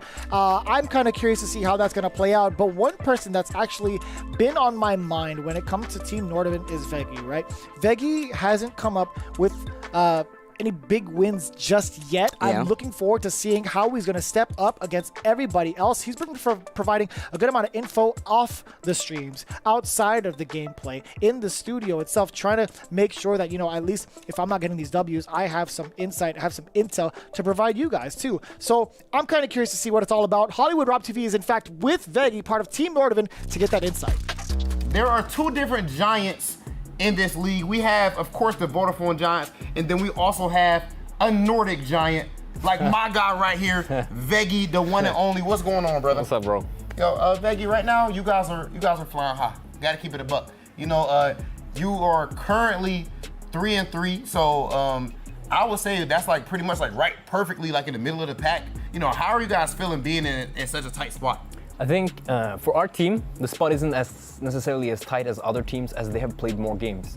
We're always on kind of the back end of the games this season. That would happen to any team, which is right now makes us more comfortable because we're 3-3 while other teams have 3 wins, but they have more losses than 3. So right now, we don't need to make every game count, even though we want to. Because you guys have less games played. Yeah, we have less game played. So while we're still at like 1 games behind the second placers, 1 win behind the second placers, they're all the second placers have 2 more matches than us. Yeah. And we're still just 1 win away from getting to second place. And that's having to play with a 1+2 man team kind of in the beginning, like 1 S tier player and then 1 S tier with his ult and then a second tier, like the tier behind player. So after the Nasser win, which we truly believe we could do. Bro, the Nasser win, y'all going up against the best team in the league. Remember what I said last time? Yeah. Nasser against, in order to win, you have 5 of the titans of the European scene. You literally said that. And yep, they beat us 3-0 last time, but I don't think it represented the truth or the scores in kind of like practice mode. It's very tight, and us taking it 3-1 this time just show that when both of our S tier players, like our Capcom qualified type players, are both.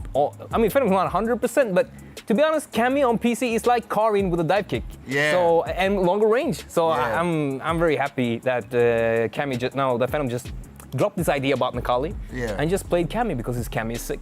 Before we talked about Phenom, he had the OCB a lot, or be in that position. But where you guys were placing him was like in the last spot. Right? Yeah, before he would have to like fight. But in his last one, you guys had him go first, like whose theory was that? Like what is you guys, what's the mindset with the placement? From the second game, I advocated that we should have Venom in the first spot. Yeah. But since like I can't just iron hand it, and they disagreed, I let it slide for the next games. Yeah. And in this last game, since Venom wasn't on his main, I kind of just like said that we try it this time. We just do it. Yeah. Because Venom is like, I've known him since he was a kid, basically. Yeah. And I noticed the difference in his like attitude when he played now versus the other times. The other times you could hear him exhale. He's like, he's just not comfortable. But in first spot, he's just that dude that could almost talk to someone else while beating some S-tier player. Yeah. And then he gets that one win, he can chill a bit, and then see what he has to do with the next game. So I think having Venom in first position is very good because he gets to play at his least stressful, which is his most like dominant form, when he's just big chilling. Because he's a chill guy. He likes to be calm. Of course, he's not a he's never crazy guy. rah-rah, He likes to be even off calm. camera. He is a calm dude. And when he plays calm, he just wins. Yeah, and you know, the last thing I would like to ask you about is, you know, with the structure of you guys' team, you know, with you speaking on like what the Luffy and Phenom being two of the best players in, the history of Street Fighter. Yeah. Period.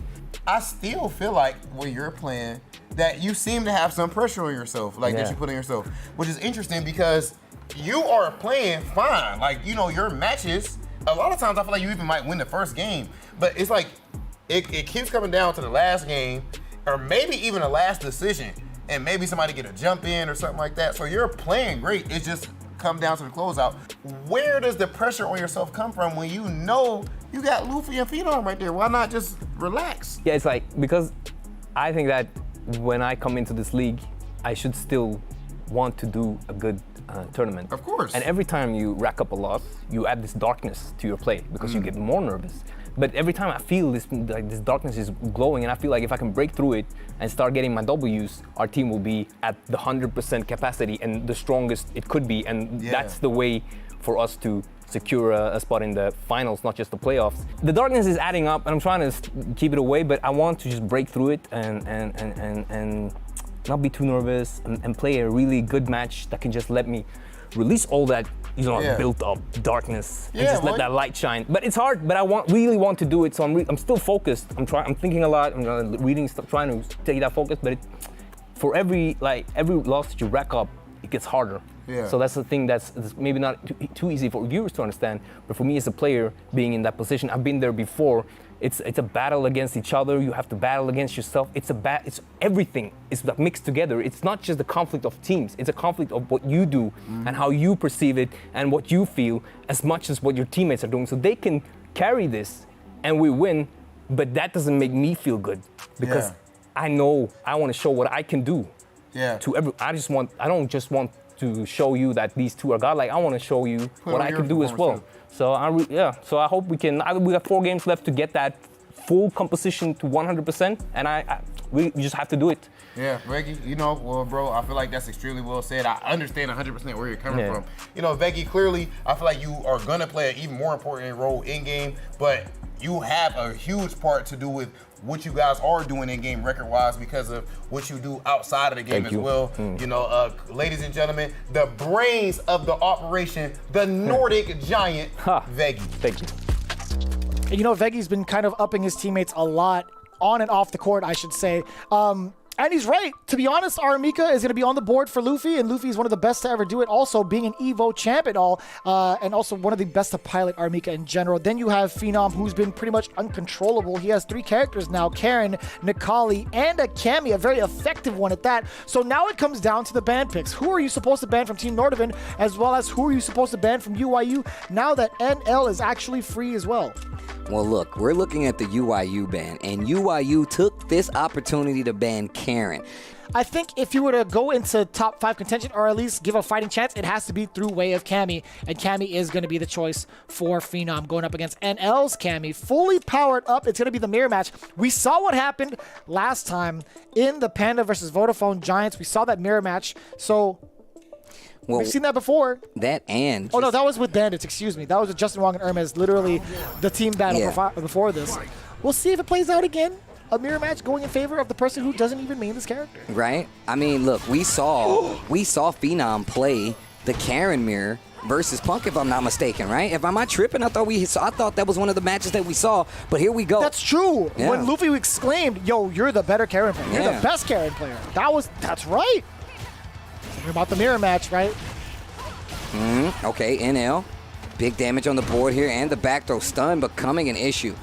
But we know that Phenom knows how to navigate these kinds of situations. Stun back down to 0, but the life bar tells a different story. Is the Moose still loose, or does NL actually stand for not loose today? Is it going to be something else in the water that keeps the Moose at bay? Crouch medium punch. That hit towards the tail end of it. You still managed to get that? You are opening up NL down below. You're going to expose his legs? Wow. Phenom, we talked about that readiness. That confidence playing the same character in the mirror match versus somebody like Punk versus somebody like NL. Oh, he thought he had to confirm. He thought he had an opening. No, sir. Here comes NL, spending the bar wisely, by the way. But, man, another confirm from Phenom. He's finding all of the timings against NL and exposing his legs time after time. It's very impressive to catch NL making these kind of mistakes in these ranges. Okay. Activate. Jab just to stop the pressure. Life lead still in favor right now of Phenom from what it looks like. Taking to the skies first. I like that. Trigger is slowly winding down. That could have been it. That could have been a confirm into the critical art, and that's really high off the chest. Oh, boy. Okay, checking the legs once again. That crouching medium punch finds its mark. One more hit, and this could be it. Just chipping away. Lots of gray life on the side of Phenom, but full CA and trigger. Crouching medium heavy punch. Activation possibly on deck. This is it right here. He has to check the movement. NL is slowly trying to defend himself away from the trigger activation. Not pressing a single button, Steve. Look at all the gray life. And no V reversal too. 22 seconds. Oh my. First game going to Phenom. Did you see the timing? He picked apart NL's button with his own. The counter hit was there. There's something about Phenom's timing that is really disrupting NL's groove. It's disrupting a lot of people's groove. A lot of people have been disrupted by what Phenom has done with their own character on top of that. So going back in, first blood in this game number 2, being drawn by Phenom, and the lead is looking pretty strong. Are we sure that Phenom's not a Cammy main? Right. Do we got the sides correct? I know NL always rocks the gold, so that's what I'm going off of. Did Phenom take his color? Lose a side bet? No longer allowed to use his color? Oh boy, the stun is there. That's not going to be enough to kill though. A lot of scaling involved. The spinning meter, I like that choice. I don't like that choice though. Actually gets opened up by the crouching medium kick. And it has been numerous times throughout this season where we've seen NL commit to that and it not work out, get blocked, get punished. This is match point for Phenom versus NL, and this is not good. What is happening right now? Steve! What is Phenom doing to disrupt NL like this? What is going on? Look at the bar. If he gets a solid hit into the critical art, he might be dead. Okay. Spins it all this time around. Gets the side switch. I don't think he's going to have enough life to get another trigger. Or even get to execute it. Yeah. Oh, yeah. That's what I'm talking about right now. Is he actually dead behind it? Not enough? No, sir. Dash up twice. Oh, what a gutsy move. And that's what got him killed in that last game. Oh my God. You need to be careful. You better watch those legs. And Phenom has trigger. Oh, that could have been a punish. Oh! Okay, one more hit. Wow. Crouching are you kidding me right medium now? kick just like that. That's 2-0. 2-0 on the side of Phenom over NL in the mirror match. You have got to be kidding me. Phenom has been destroying some of the best players in the world with their own character. On top of that, having a character he just started putting on display here at Street Fighter League. Been taking a lot of people by surprise, one of them being Nasser, Big Bird, another one with Punk with Karen in the mirror match, and now NL. This is actually ridiculous. The Moose is indeed loose. I blame Veggie. I blame Veggie for saying this phrase because it is indeed true. The Moose is now loose. 2-0 destruction over NL with Cammy. What is happening? What is happening? All right, here we go. On to the next one, right? We have Oil King stepping up to plate with Veggie now in the hot seat as well. Birdie is going to be the choice for sure. However, UYU does not have Rashid on board. Mm-hmm. Just think about how he is. And remember, the guy is a little bit crazy with his DP and stuff. And when he does his VT2, mashing V-shift is great. It's a great thing. Telling Veggie to mash V-shift if he does V-trigger 2. That's a good thing, he says. And that is definitely going to get you out of some situations, but you got to be careful. That is one of the changes. You can do V-shift from neutral now, if I'm not mistaken. That's one of the changes that they made to Season 5. I know they changed the properties on when you can activate V-shift in the latest version. So that's actually really going to help out, especially in these situations where you're dealing with V-trigger 2. We'll see how it plays out, right? Veggie still needs to get a considerable win on the board. He has had wins before, but this is the moment where he really needs it. Going forward as we progress with that stand medium punch. Yeah, just fishing away with that stand medium punch is going to be just fine for Veggie. You know, not too much off the top. A lot of the long-range game being played. I like that. Yeah, it does get the target combo.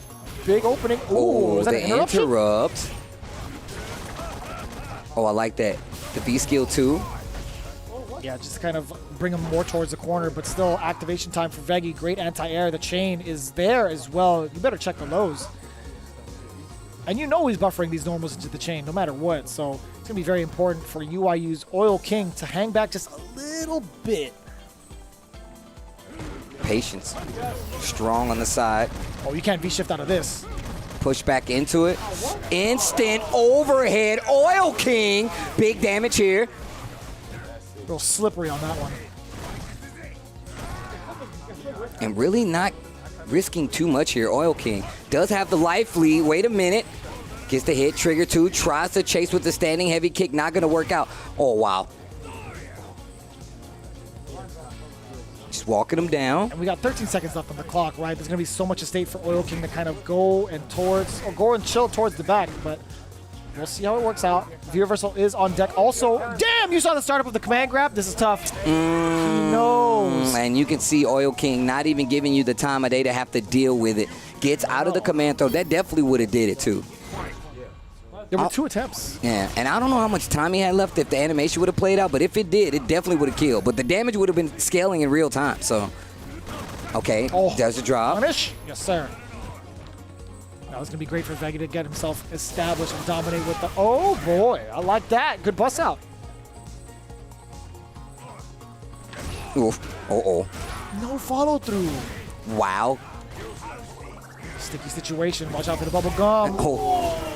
That was sick. That what was a great actually anti-air. godlike. V-trigger 2 to get the anti-air. Okay, wait a minute. Veggie getting one on the board now. It's very bad in neutral, just play like you do.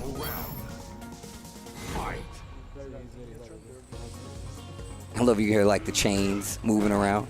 I always like that feature. A little extra bonus when it comes to certain characters too. The same kind of happens with other characters. Oh yeah, most definitely. Wow, crouching medium punch gets the V skill 2. That was so good. Veggie in this corner now. Anti-air didn't work out. It's way too sharp to get it at that angle. Oh, that's huge. And it's back to the corner you go. Jump, medium punch, forward, hard punch to get that carry even more. So the stun is there. Not a lot of scaling behind it. Building himself some extra meter. Okay. Veggie takes the throw. Still back to the wall. Anything's going to do it at this point. Needs to be really careful. Blocks the crouching heavy kick. Ooh. Veggie really in a tough spot right here. Does have trigger though. Anti-air. There's there, but it's still such a tough hill to climb at virtually 0 now. Look at all the life left on Seth's behalf. Oil King is big chill, and he's willing to play this time game out. He did it before in round 1. Do it again. Just harassing right now. And with critical art as well. If the trigger pops from Birdie, he's dead. Yeah. He couldn't do it. He couldn't risk it either way. Couldn't risk it. Could not risk it. When, like, imagine you are playing against my Colin. You never with your fears. You never with your. You just want to hit me like on block. Think of it as the same. Like, imagine like his crunch heavy kick.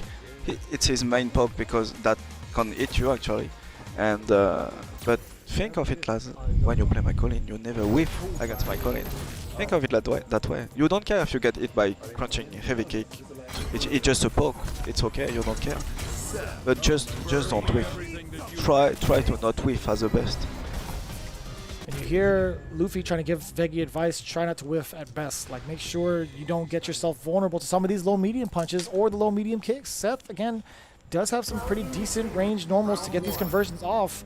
But I will say, Birdie has even better normals. Yeah, that's true. Birdie has some big, great space normals. You saw a couple of them there. Saw shades of them there from Veggie, especially at this range, man. It's one of the things you see birdies do, right? They really have these buttons that can interrupt. They want you to guess just to make sure, like, really you don't even really want them to get close to you. But Birdie has tools, right? It's especially depending on the V skill you use. Got the bubble gum this time around. Only seen slight usage of it, and we're one game in here. And I haven't seen a lot of success from it in comparison to something like V-Skill 1 that is just a constant threat. It will roll around the screen with like the can and whatnot. But the bubblegum, it's just kind of a way to walk in, and that's it. I don't know. It's just not the same. Just a bit out of range. Reaching a little bit here. Goes for the EX headbutt, activates the V-Trigger 1 right after. Okay. Oh, what a whiff punish. Finally finding the range. I like this from Veggie. Oh. A little bit too overzealous on the anti-air. He was looking for it. He saw him go airborne, but Seth changing up the trajectory with the Annihilation Sword. Trigger 1, also a big change up for Veggie. Okay, this is starting to add up now. Veggie has the corner advantage versus Oil King. Gets the big hit, a little bit of trigger left. What's the option? Trigger just about out.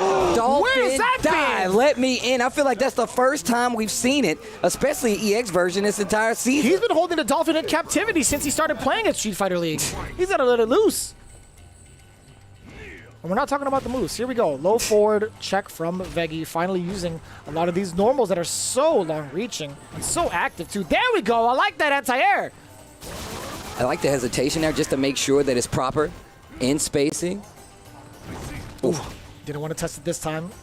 Totally understandable. Jump in, just trying to get Veggie to swing the jump out. Oh, wow, actually comboed. Oh, punish, yes, sir. Veggie now in control with the corner. Oh, big damage. Oh, Headache City. Do it again. Forward throw. Oh, went for a command throw. EX Dragon Punch. Luffy warned him about that.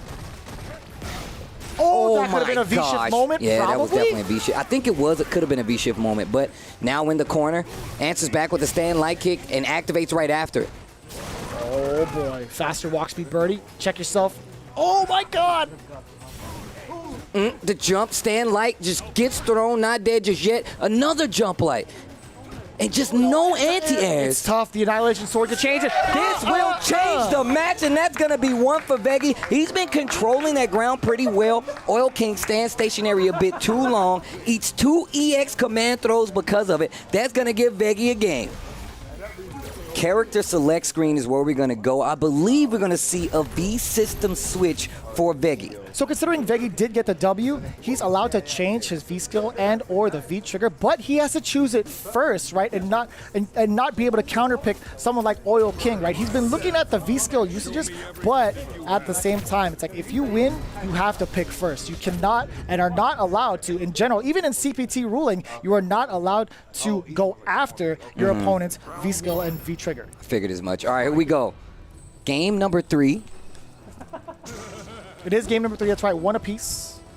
We do see the change up here into V-Skill 1 and Trigger 1.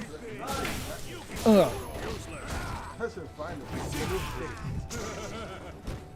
so we do see that change, right?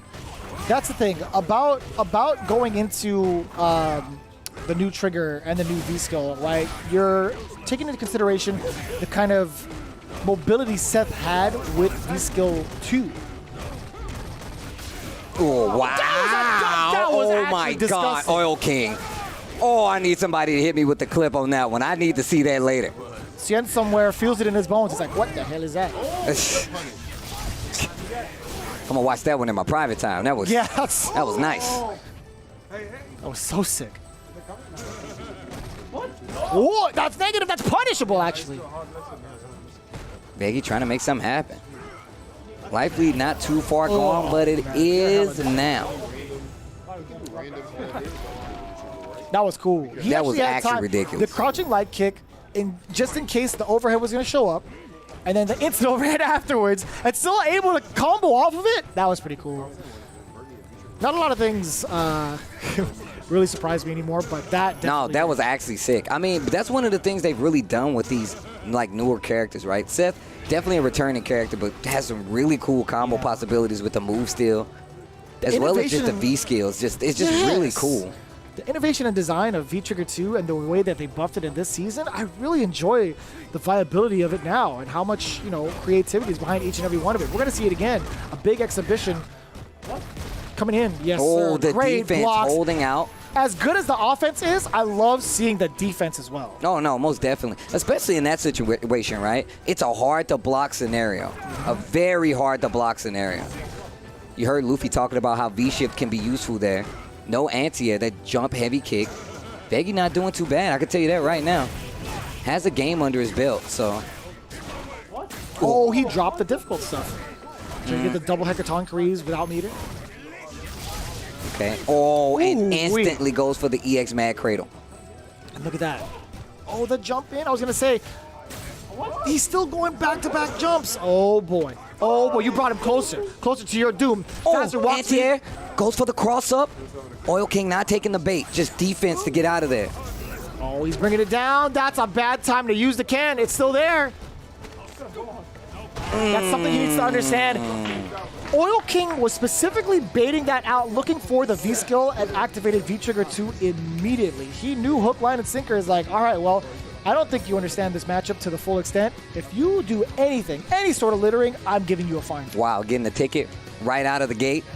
Well, that's going to be it for Veggie going down 2-1 to Oil King, but that actually ties this team battle. That means the deciding factor on who goes into overtime here. That's what I'm going to call it now. Call it overtime. Overtime. Kami going up against Luffy, and this is going to be a tough one. I'm not sure how Kami deals with the Mika matchup. All right, so going into the next matchup, right, we have Luffy going up against Kami as Kami, I love you. I feel like for Kami more so than Luffy because Luffy's fully unleashed. He has the Armika. Kami has a lot on his plate with this pick because we talked about it a little bit about how much practice Kami has had with the top level Mikas in North America. But we'll see what happens here. Using V-Skill 1, V-Trigger 2, already off to a Luffy start. Wait, what move does Seth get from Armika? That's a good question. I want to say it is Peach. It's got to be Peach. Yeah. Whoa. If you get the wingless airplane, that'd be amazing. Oh, gets the double throw here. Another one with the Bulldog. Okay. Trigger on the table now. Just imagine the animation on Seth as he does the Peach. The flying Peach. That's so interesting. Enough of this. Like, it's just good. Enough of this. We got to see it. We got to do it. I can't believe it. Enough of this. Enough of this. Enough of this booty. Useless. Imagine, you idiot. Oh, crouch medium punch. The double jump back. No whiff punish here. That's pretty good. I'm glad we got that solved. Thank you, Kami. I feel like we just solved the mystery here. We did it together. It was the power of friendship. Hey. Let's call it a night, guys. Oh, wow. Luffy heard you. You said, let's call it a night. And he did so. Night, night. I love that win pose, by the way. You know I'm a Mika player. I definitely love the win pose. Yeah. She's so wholesome. All right, here we go. You know what's not wholesome? The tricks that he tried to employ right there. Trying to go in with the Luffy. Dash up, EX command grab. Kami taking full advantage of that punish. Cool. Standing medium kick. That's Sobot moving forward just a bit. Well, I would say I'd like to see more of that, but not with the meter on deck. Oh, hit him again! There we go, onto the other side. Very smart from Kami, not taking the full bait with that armor. I like it. Big counter hit! Wow, the counter hit confirmed. That should be the round. Kami getting one on the board. And the recognition to just go into forward fierce instead of EX Mad Cradle. My man's is studying every week. No, that's facts, man. Kami's been streaming a lot more leading up to Street Fighter League this season, and you can really tell the difference in his gameplay because of it. Rocking a Seth. Full critical art on the side of Armika, by the way. That's going to be one bar. Another Oh, one. wow. We talked you know about the double again, dash. right? Hit him with the bulldog. Do it again. Oh, Mad Cradle, you can't jump in on me for free. Activation time off the second part of the target combo. Very good block from Luffy, but still in this block stun. Just walking out. Of course it's going to happen again. Not dead, but no meter on the side of Luffy at this point. I mean, CA is almost there, but you need this round. Kami needs dash up. Oh, you thought you had to confirm? The low was there, but just the jab not in range. Oh boy, it's all Kami now. That's cheap. Yeah, and I already knew it was going to be the instant Adeshko fall. I was like, yeah, he just wants to get out of the corner at this point. You can tell by the arms, right? You can just see it. And honestly, that was a perfect time to get out of the corner. Hit or block is going to be fine for Luffy. That was very, very slick. I like that. Game number 2. Going into it again. We talked about the dangers of Luffy having full bar, right? As soon as we see the first command, oh my god, he doesn't even need bar for it. He can do it without the bar, Lady Mika. Shoot the J, shoot it. Ooh, oh double my god, launch. how many ladies of Mika does Luffy have? Do it again. No. Command grab. What are you doing, Luffy had a smirk on his face. He smacked his lips. He's like, Yeah, you know what time it is. He's smiling. He's laughing right now. Oh my god, the disrespect. What a meanie. Okay, charge drop kick. What a meanie. That's pretty good. Oh, Brimstone, back is broken. Final. Oh, wow, gets the counter hit this time. And this is what happens, man. Like, the throw mix-up game with these grapplers gets really scary. Oh, dropped you thought you had it. You thought you can get Kami to sit still? Here we go. Forward throw. He knew. Drop. No, not like this. I was like, oh no. I saw the hands. I was like, that's not going to go the way that he thinks this is going to go. It's going to be 0-2 going to Luffy. That means the advantage is going to go to Norbit right now.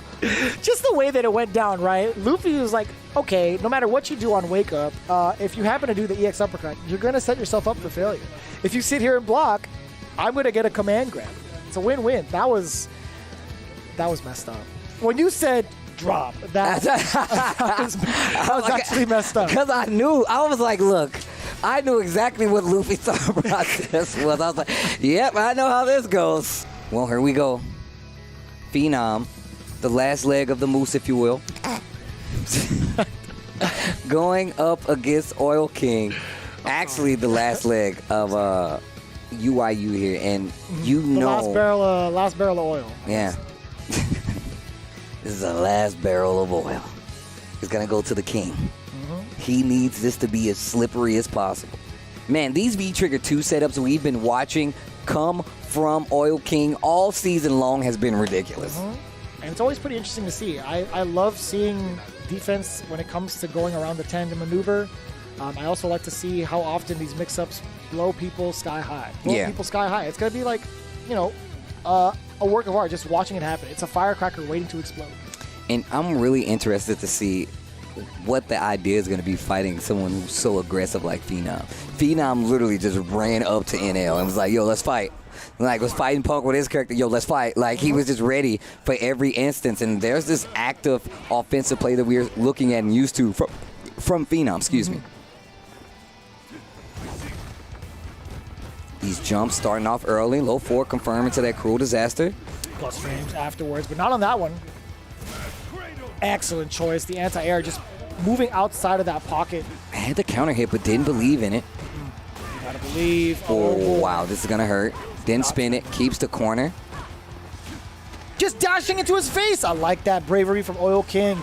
Checking with the forward medium punch. In case there's a counter hit, he is within range to follow up with stand light kick. But now he's wary of the trigger. How is Phenom going to utilize it? Big trade-off. Oh, my God. Are you kidding me? Back to the neutral game, too. Oh, you're dead. Oh, no. Oh. No combo. Oh, this is bad news, Bears. Okay, not bad. You are a brave man. Yeah, I like how you had to reconsider that. Wait a minute. You press the button after crouching strong? Yeah, that's actually wild. I think that's the Nakali coming out, bro. That's the Moose. The Moose doesn't care. You think the Moose cares about your plus frames? That's Oil King that pressed the button. What are you talking about? Excuse me. Wait a minute. Excuse me. I was getting ahead of myself. Getting How lost many in the moves are on the sauce here, screen? Right. Get him out of here. Low forward to contest once again. 2 parked SUVs right on the stage. Oh, wow. 1,300 pounds average? That's a lot. Oh, my God. Not going for the side switch, just trying to bust out of the corner instead. Low forward into the spiral arrow, not opting to use the EX, and that's going to be fine for Le Moose. Oh, anti-air, you already know. He had 1.5 miles. You can just see him walking back to kind of prep for it, and just holding back puts you out of that range of low forward. You don't have to worry about that air advantage as well. Dash up, stand light kick, ties up the round set, 1 round apiece here. Looking at identical bar situation. Damn! You tried to stop that cruel disaster? Not today. That could have been critical art if you wanted to spend it early. Oh, no uppercuts in sight. Oil King is saving the bar. Oh, that's nasty. Yeah, you still get the continuation, +3. Okay. Not spending another bar, and that's fine with him. Oil King looking to take it down.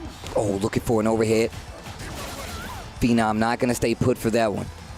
Just walking out of the corner with that Cammy. Oil King giving him the space. Does not want to deal with that activation. Yeah, oh, wow. Going to have to deal with it anyway. The crouching medium punch. Doesn't spin all that meter. Gets the hit. Meets in the air. There's a back throw. Ooh, and the crouching heavy kick clipped the jump right out of the air. And it looks like instantly after that, he was just holding up forward. The crouching heavy kick to get the hit, get the kill on the round. Oil King going up 1 game. I love talking about that situation, too. The situational awareness from Oil King was so on point. Once he lost control of that corner pressure. Wait. Don't play. Can you hear me? Oil King, can you hear me? I was going to say, you could tell he's uncomfortable in the matchup, so you don't have to be afraid to take risks, but don't overextend. Whenever you're up close, you can always up close axe kick him because he's trying to react. No, not instant axe kick. You know, where you jump a little bit and then you axe kick. He always gets hit by that one up close. But when you're up close, sometimes you overextend with forward medium punch too much. Try not to use too much forward medium punch. Luffy not even going to take the chance, not even going to use the headset, going to walk up to him on the stage and give him some advice as they go back in. Okay, I don't know what he told him, but it made him draw first blood in this match. He told him to put the headset on so I can talk to you. Right. Yeah, put the headset back on, bro. It's the 840.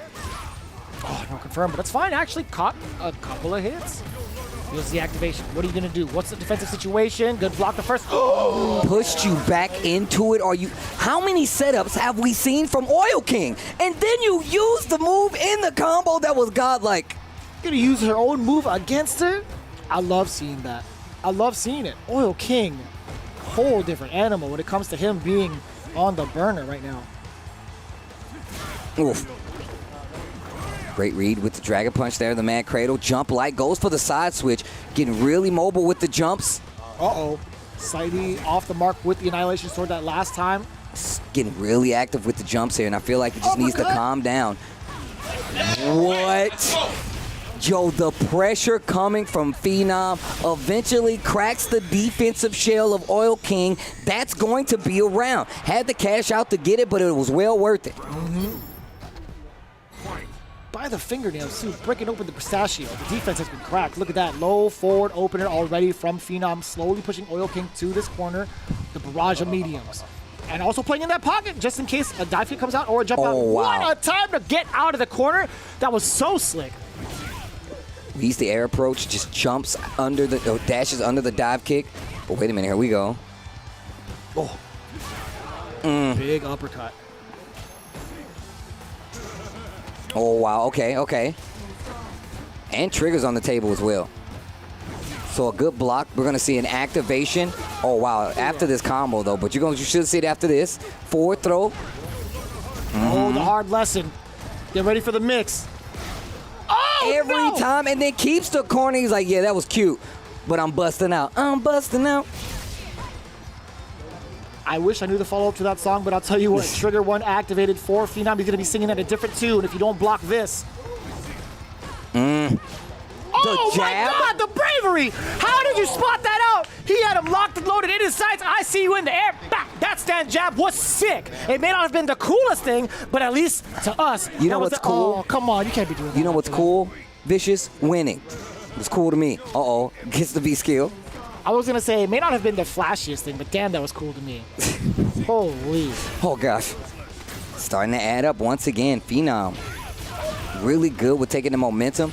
Uses the move once again. Stolen from Cammy. Here's the corner.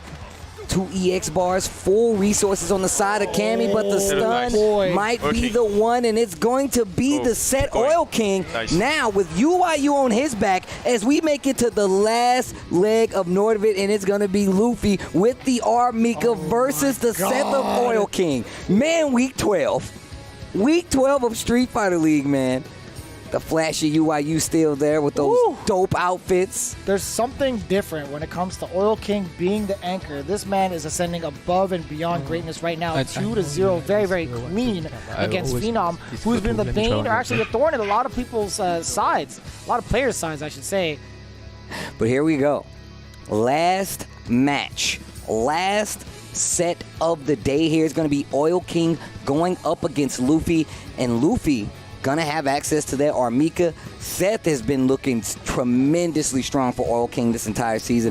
Has not gotten the desired results all the time, but you can make a highlight reel of some of these V-Trigger 2 mix-ups we've been seeing that's been on display from Oil King this entire season, and they're locking in already. All right, last game of this team battle.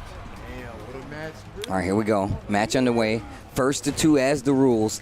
Last members of both their respective teams. Oh my God, what a way to snipe out the dropkick and checking the movement at the same time. Now here comes Oil King in full control. Oh wow, the jump light actually beat it out, and now you're in the corner. This can be a death situation, especially if you don't guess right. That's going to be a stun. Already? Luffy, reset, or are you just gonna take the damage? Reset. He jumps out and back to the corner. Wow. This is ridiculous. We've been waiting for this moment of Luffy's to get that Armika into play for about, half the journey.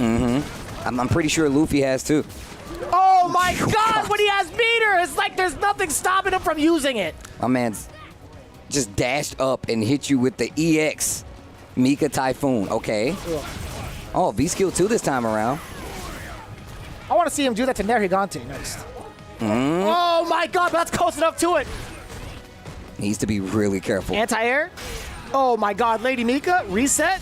Oh, Nadeshko, come and get this grab. Oh my gosh. That's going to be game number 1. Help. That fast. Help. That was fast. Veggie in the back. Veggie in the back popping off. I like how Nadeshko hits Armika so hard. She's like, yo, you need to chill. Yelling up a storm. I haven't seen him this vocal ever. In the history of ever. Bro, gonna need this win. That's gonna put him at 4-3. If my numbers are correct, that's 4-3. That's gonna push them to second place. If they can get this team battle victory, that'll push them to 4-3. That'll put them in second place, right under Nasser, who is now 7-2. Is that sure? Is that If those numbers are correct, we'll double back because we got to update the standings. But it's going to happen after this match. Oof. Dang, that's going to be wild. That's actually going to be wild. We got a confirmation. Oh, no punish on the Sobot. It's going to be just fine. Now we're looking for that drop kick, but that's the perfect time for Luffy to dash up in there and get into your grill. Okay. Oh my God, no checks on the dash. It's going to be fine. Oil King does find the opening, but we've seen how fast the tides can change when it comes to Luffy and dashing up in your face. We have Trigger on deck. We're going to see an activation sooner than later. It's just a matter of how it's going to come out. It's going to be through the sweep. It's going to be the crouching heavy punch instead. Anti-air. Oh boy, plus frames. Oh. Wow. Activate. What's the choice? I like that. Just delay, up, back, eats the crouch jab. Not going to get a combo for that one, but still getting walked to this corner. Luffy being really patient. Oh, tries to jump out.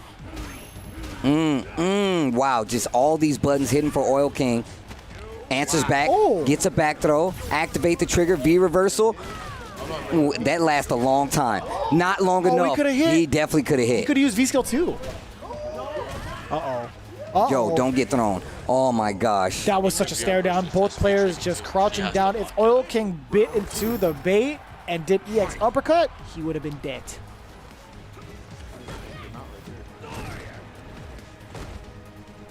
Look at that. Just checking the movement again. Low, medium kick in case Luffy wants to try to dash up, which he's been doing successfully a couple of times. Taking a page from Luffy's book, now dashing up towards him is Oil King. But back into this neutral phase. He's looking for the normals. Ooh, Cruel Disaster just outside the range. Too shy. I like this patience that I'm seeing from both of these players. But we know Luffy can turn it up at a moment's notice. And Oil King has full CA at this point. EX Wingless Airplane. I was wondering when we're going to see it. Okay, wait a minute. EX Cruel Disaster. Going to get damage here in the corner. Takes the Oki. Activate after crouching heavy punch. Great block, not too ambiguous. And a great backdash as well, just to stay out of that range where Luffy feels comfortable dashing up. Finally gets the right read on the jump in. Small walk back. Oh, wow. That was cool. Oh, yeah. If you use V skill too, yeah. You use V skill too to enhance those moves.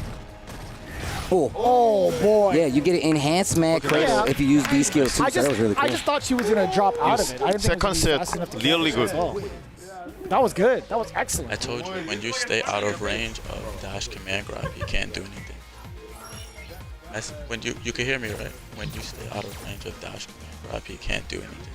He's dashing at you and he's pressing jab, but since he's not in range of command grab, the dash is pointless. Just stay in the range of where dash command grab won't hit you. I love the awareness of Oil King to even go that far and ties up the set now. So this is the last match you guys are going to see today. We got to get a winner. There can only be one. That's one Brimstone. We're going to see possibly another. Will Luffy, the body splash in the front. Oh, Lady Mika, please. And the stun. Not going to get the kill, but it is definitely going to hurt. I'm looking for a reset. And we're going to see a side switch also at the last second. How do you even defend against that? Do you mash your life away with EX uppercut, or do you take it like a man and try to block? Nah, bro. You gotta hold that. You got to make a true guess. Oh, triple damage? Oh, wait a minute. Back throw. Wait a minute. Oil King says chill out. Needs to be careful with those jumps. Needs to be careful with those. My God. Wingless airplane. Okay, got to hold that. Oh, the counter hit. No, it's still. Wait. Oh, that is going to hit. Wow. I'll settle this now. And Trigger is still there. This mix-up could actually get the round. Eats the sweep. That actually works out in his favor, though. No, the orb is too far out. Oh, the jump back not going to work. The stand medium kick. We're going to a final round here between Nordvin going up against UYU. Somebody wants the W. Nordvin trying to get to the second place. Oh, no. EX Brimstone. Things are not looking good for Oil King. Back throw. What a call out. No, you cannot get away with that. Luffy's aware of it now, and look at this pressure, just dashing up, gets the counter hit confirmed, Trigger's there, but it might not even be on the table. Nordvin cashes his check, going to second place. Street Fighter League is on its heels, and Nordvin is on its feet, happy with that placement. UYU, man, what a battle. What a team battle. Nonetheless, this week, it's going to be 2-1 going to Luffy. That is going to push Nordvin up to second place. That's above the Vodafone Giants. That's above Panda. We got some running. We got teams in the running now. This is the closest Street Fighter League we have ever had. We've been on the verge of having 2- and 3-way ties in these last 2 to 3 weeks looking at these players. And now you see Nordvin making a big leap, going up the chain, second place, knocking out some very strong teams out of that. We were talking about how being unleashed could be a pivotal part into that second round robin. We've talked about that, and we've used that theme every single week. We talked about how important the ban rule is and how you're never really out of it. Nordvin is that classic example. We see the effects of Luffy and how people were so afraid of that Armika, and we just saw it in this week exactly why you should be afraid as, you know, facing off against someone's Armika like that. He's a madman, but also a mad scientist, to be quite honest with you. He has been breaking down the defensive maneuvers of everybody, making the correct reads.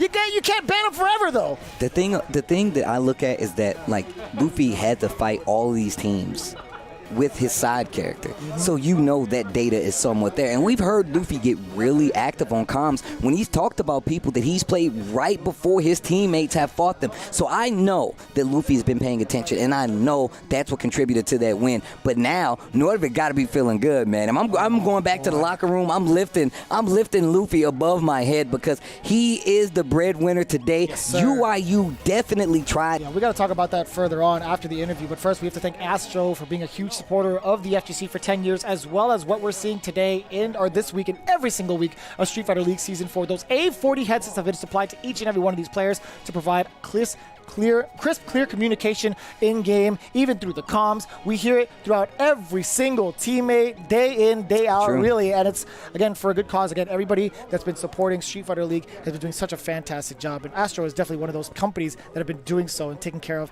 all of our players here every single week. The official headset and mix amp of Street Fighter League Season 4. Where can they get it, Vicious? Over at the Twitch panel down below. You guys got to do that with the A40 headsets. Pick one up. And Nordvik moves up to second place. We're going to take it to the stage. Hollywood, Rob TV, with an interview with Luffy.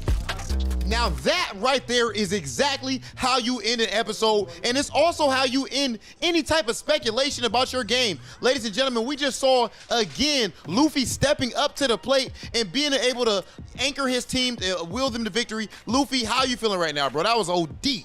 I'm feeling very, very good. Like, I'm very happy to... It's the first time I saved my team because back then, Phenom was still alive, but now I actually saved my team. It feel great. It feel like actually playing on the CFN. You know, a lot of times when it comes to a character like, let's say Karen versus a character like Mika, it's easier to see what makes someone a very strong Karen player, right? If they're with punishing, things like that, hit confirming, it's the eye candy stuff. But when it comes to a character like Mika or Laura or whatever, command grab characters, people usually don't see the genius quite as easily. That's why I think we had a unique opportunity here where you played two completely different people, but it was the same character. You played Call Me Seth and you played Oil King Seth, but your strategies were entirely different. Very aggressive against Call Me, a whole lot of dashing, drop kicks, and your style against Oil King was very different. Can you explain your thought process there? Yeah, so I got lucky that they both play the same character and against Kami, I knew he was like a medium, middle level player. Yeah. So I know I can do many stuff that I can't against a high level player, and so I actually dash on him many times and EX command grab. Yeah. Then when I did it once, I saw that he didn't react. I did it twice, he didn't react. I was like, yeah, it's free. Then then actually, as a Mika player, the skill as a Mika player is your ability to get in. Yeah. Like very bad Mika player, it's very hard to get in. But so I used drop kick, like for example against All King. And the fact that Phenom played against All King just before me, and I saw his pressure doing like every time two dive kick, he was doing two. So after taking one, I was just buffering my EX flying. Then I saw him jump, and then I just do the EX flying again. But having All King play Phenom just before me actually gave me a lot of info to work on. Luffy, honestly, that's amazing. You know, I don't even like giving you too many compliments or nothing like that, bro. But that is genuinely amazing, just hearing your thought process like that. You know, how you break everything down, your analysis. Clearly why you are one of the best players on planet Earth. And that's the beautiful thing about Street Fighter League world. We have the best players from across the globe. That's why you are seeing the level of play that you are seeing here at Street Fighter League. Ladies and gentlemen, that is it for this episode. Actually, almost. Before that, we do have last comments from Vicious and Steve, and that's all coming after the Astro. Listen in.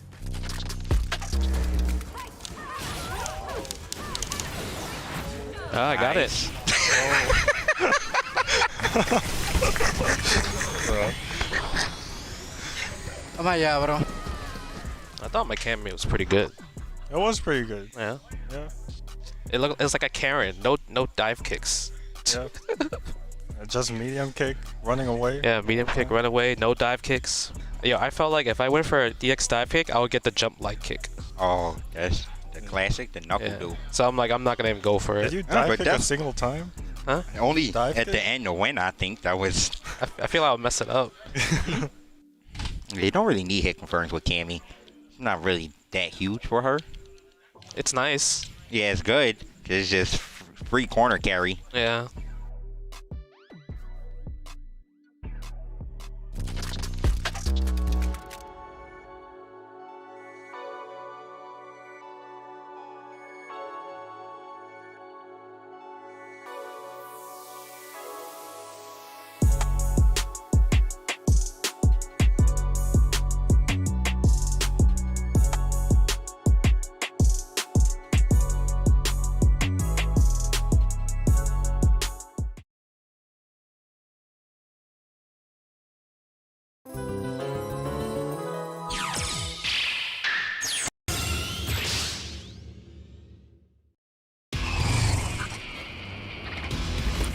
If I go too far, please forgive me.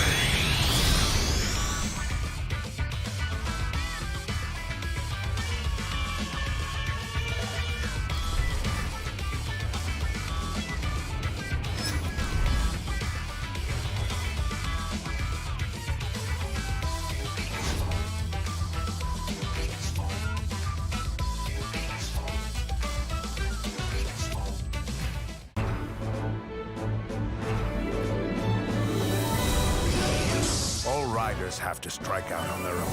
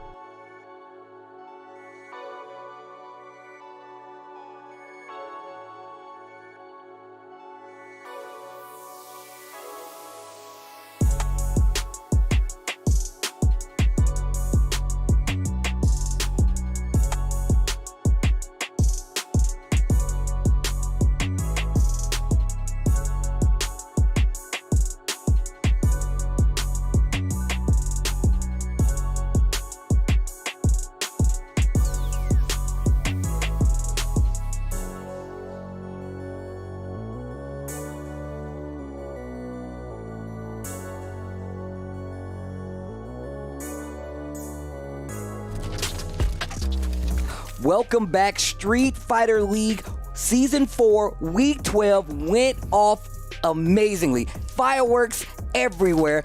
Big changes all across the board. And this is going to be the wrap up for Week 12. We saw this week Bandits versus Panda, and that was pretty scary. I know a lot of people was looking at Bandits. They came off that win. They were looking pretty strong. What happened here going up against Panda? It was a full-on onslaught. Oh, We had 3 matches to 0, right? Then we saw a story with Justin Wong versus Hermes in a mirror match nonetheless. Justin Wong pulling out the Cammy, being as aggressive as ever towards the end there, but we saw a little bit of that flavoring of the lame style there. That's true. Taking it 2-0. Very upsetting for Hermes, by the way. He was actually pretty distraught afterwards. Moving on into Punk versus Bena RD. Punk not allowed to use the carrot, instead uses the Akira against Mena RD's Sakura. Imagine that, the rival school rivals going at each other, and Punk taking the better half of that 2 games straight. A little bit of disrespect there too. I was about to As say. you saw the VOD, if you happen to miss it, I highly encourage you guys to check it out because man was swinging with the uppercuts. Now, going into the next match that we had, UYU versus Nordovan. The last time they met, I don't even think we got to break this down fully. The first win that UYU got was actually from Nordovan with Oil King clutching it out. And what's interesting about it too, as Steve is going to break down the matches for what happened this week, Phenom faced off against NL the first time around, but the last time they met beforehand, Phenom took him down again 2-1. So that's very interesting. We saw history repeat itself in the second round robin. Phenom is definitely one of the players that you're looking at to be a heavy hitter here on this team. Getting a mirror match victory versus somebody like NL, so dominant with the character, should really put you on notice to what kind of player Phenom is. Of course, you had Oil King going up against Veggie. The Seth gets the job done. Yes, it sir. was 2-1. Veggie did get a game, but it was 2-1 on the side of UYU. Things fall on Kami to try to make a big comeback, but this is the unleashed Mika, Nadeshko, Luffy that you gotta worry about, and just blatantly dashing up and hitting him with just raw EX Brimstones, a bunch of reset Mika Typhoons, and really just scaring Kami out of doing a lot of the things that he wanted to do. So now we go in the overtime. Phenom goes up against Oil King. Oil King takes him out, boom, 2-0. But then we get to the last match. It's gonna be Oil King versus that Anchor Unleashed Luffy, and it went down to the wire. Final round, final match, 2-1 to the side of Luffy. That propels Nordvid up to second place, knocking down a lot of the strongest teams, the stronger teams to some of you guys. Down below them, they are holding it strong.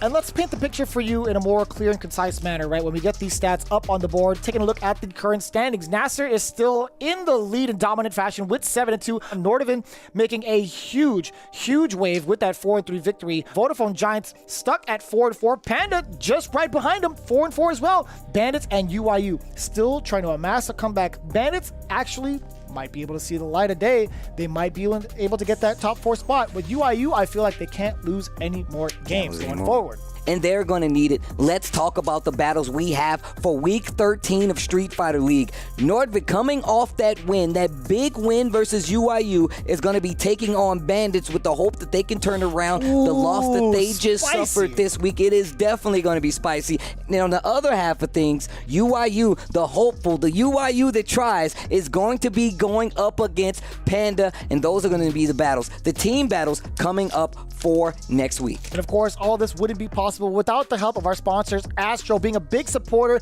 of the FGC for 10 years. If the headset ain't Astro, I don't trust it. That's what I've been saying throughout time and time again. Street Fighter League Season 4 again, backing all the players with that A40 headset to get the clear and concise comms and gameplay, being able to mix it up a little bit to getting the full sound control with the mix amp, again being the official headset and mix amp of Street Fighter League, an imperative part of the FGC. Where can they get it, Vicious? Over at the Twitch panel down below. You guys got to do that with the A40 headsets. So shout outs to Astro for holding us down here for Street Fighter League. I've been happy to be a part of this for so long, especially with my bro Vicious, and I really hope you guys continue to join us. The matches have been set. I've given you the time. You know the address, and you know where to find us. I will see you guys next week for some more Street Fighter League. Out of time. Oh, the throw just gingerly. The spinning meter, I like that choice. I don't like that choice, though. Actually gets opened up by the crouching medium kick. Oh, my God. Oh. What? Yeah. Oh, my God. Wow, that was so cheap. Oh, my. Was that a kick? I would be so mad. There was a huge smile on Punk's face when that happened. I knew he couldn't punish. I'm like, oh, free DP. Situation. Watch out for the bubble gum. Oh. That was sick. That what was a great actually anti-air. godlike. D trigger 2 to get the anti-air. Luffy have. Do it again. No. Command grab. Oh my God, the bravery! How did you spot that out? He had him locked and loaded in his sights. I see you in the air. Bah! And that's going to be a set. Justin takes it 2-0 over Hermes Venatori. This could seal the deal on Bandits in this week's team battle if something doesn't change. Trigger on the table. No fear is CA, so I don't mind the activation He dash. dashed it twice. Wow. Are you kidding me? Oh my God, Are you he just kidding did me? it anyway. He dashed up to him, took the hit, immediately went into EX uppercut, and has eliminated Team Bandits. All three of them survived, and that's going to be absolutely huge.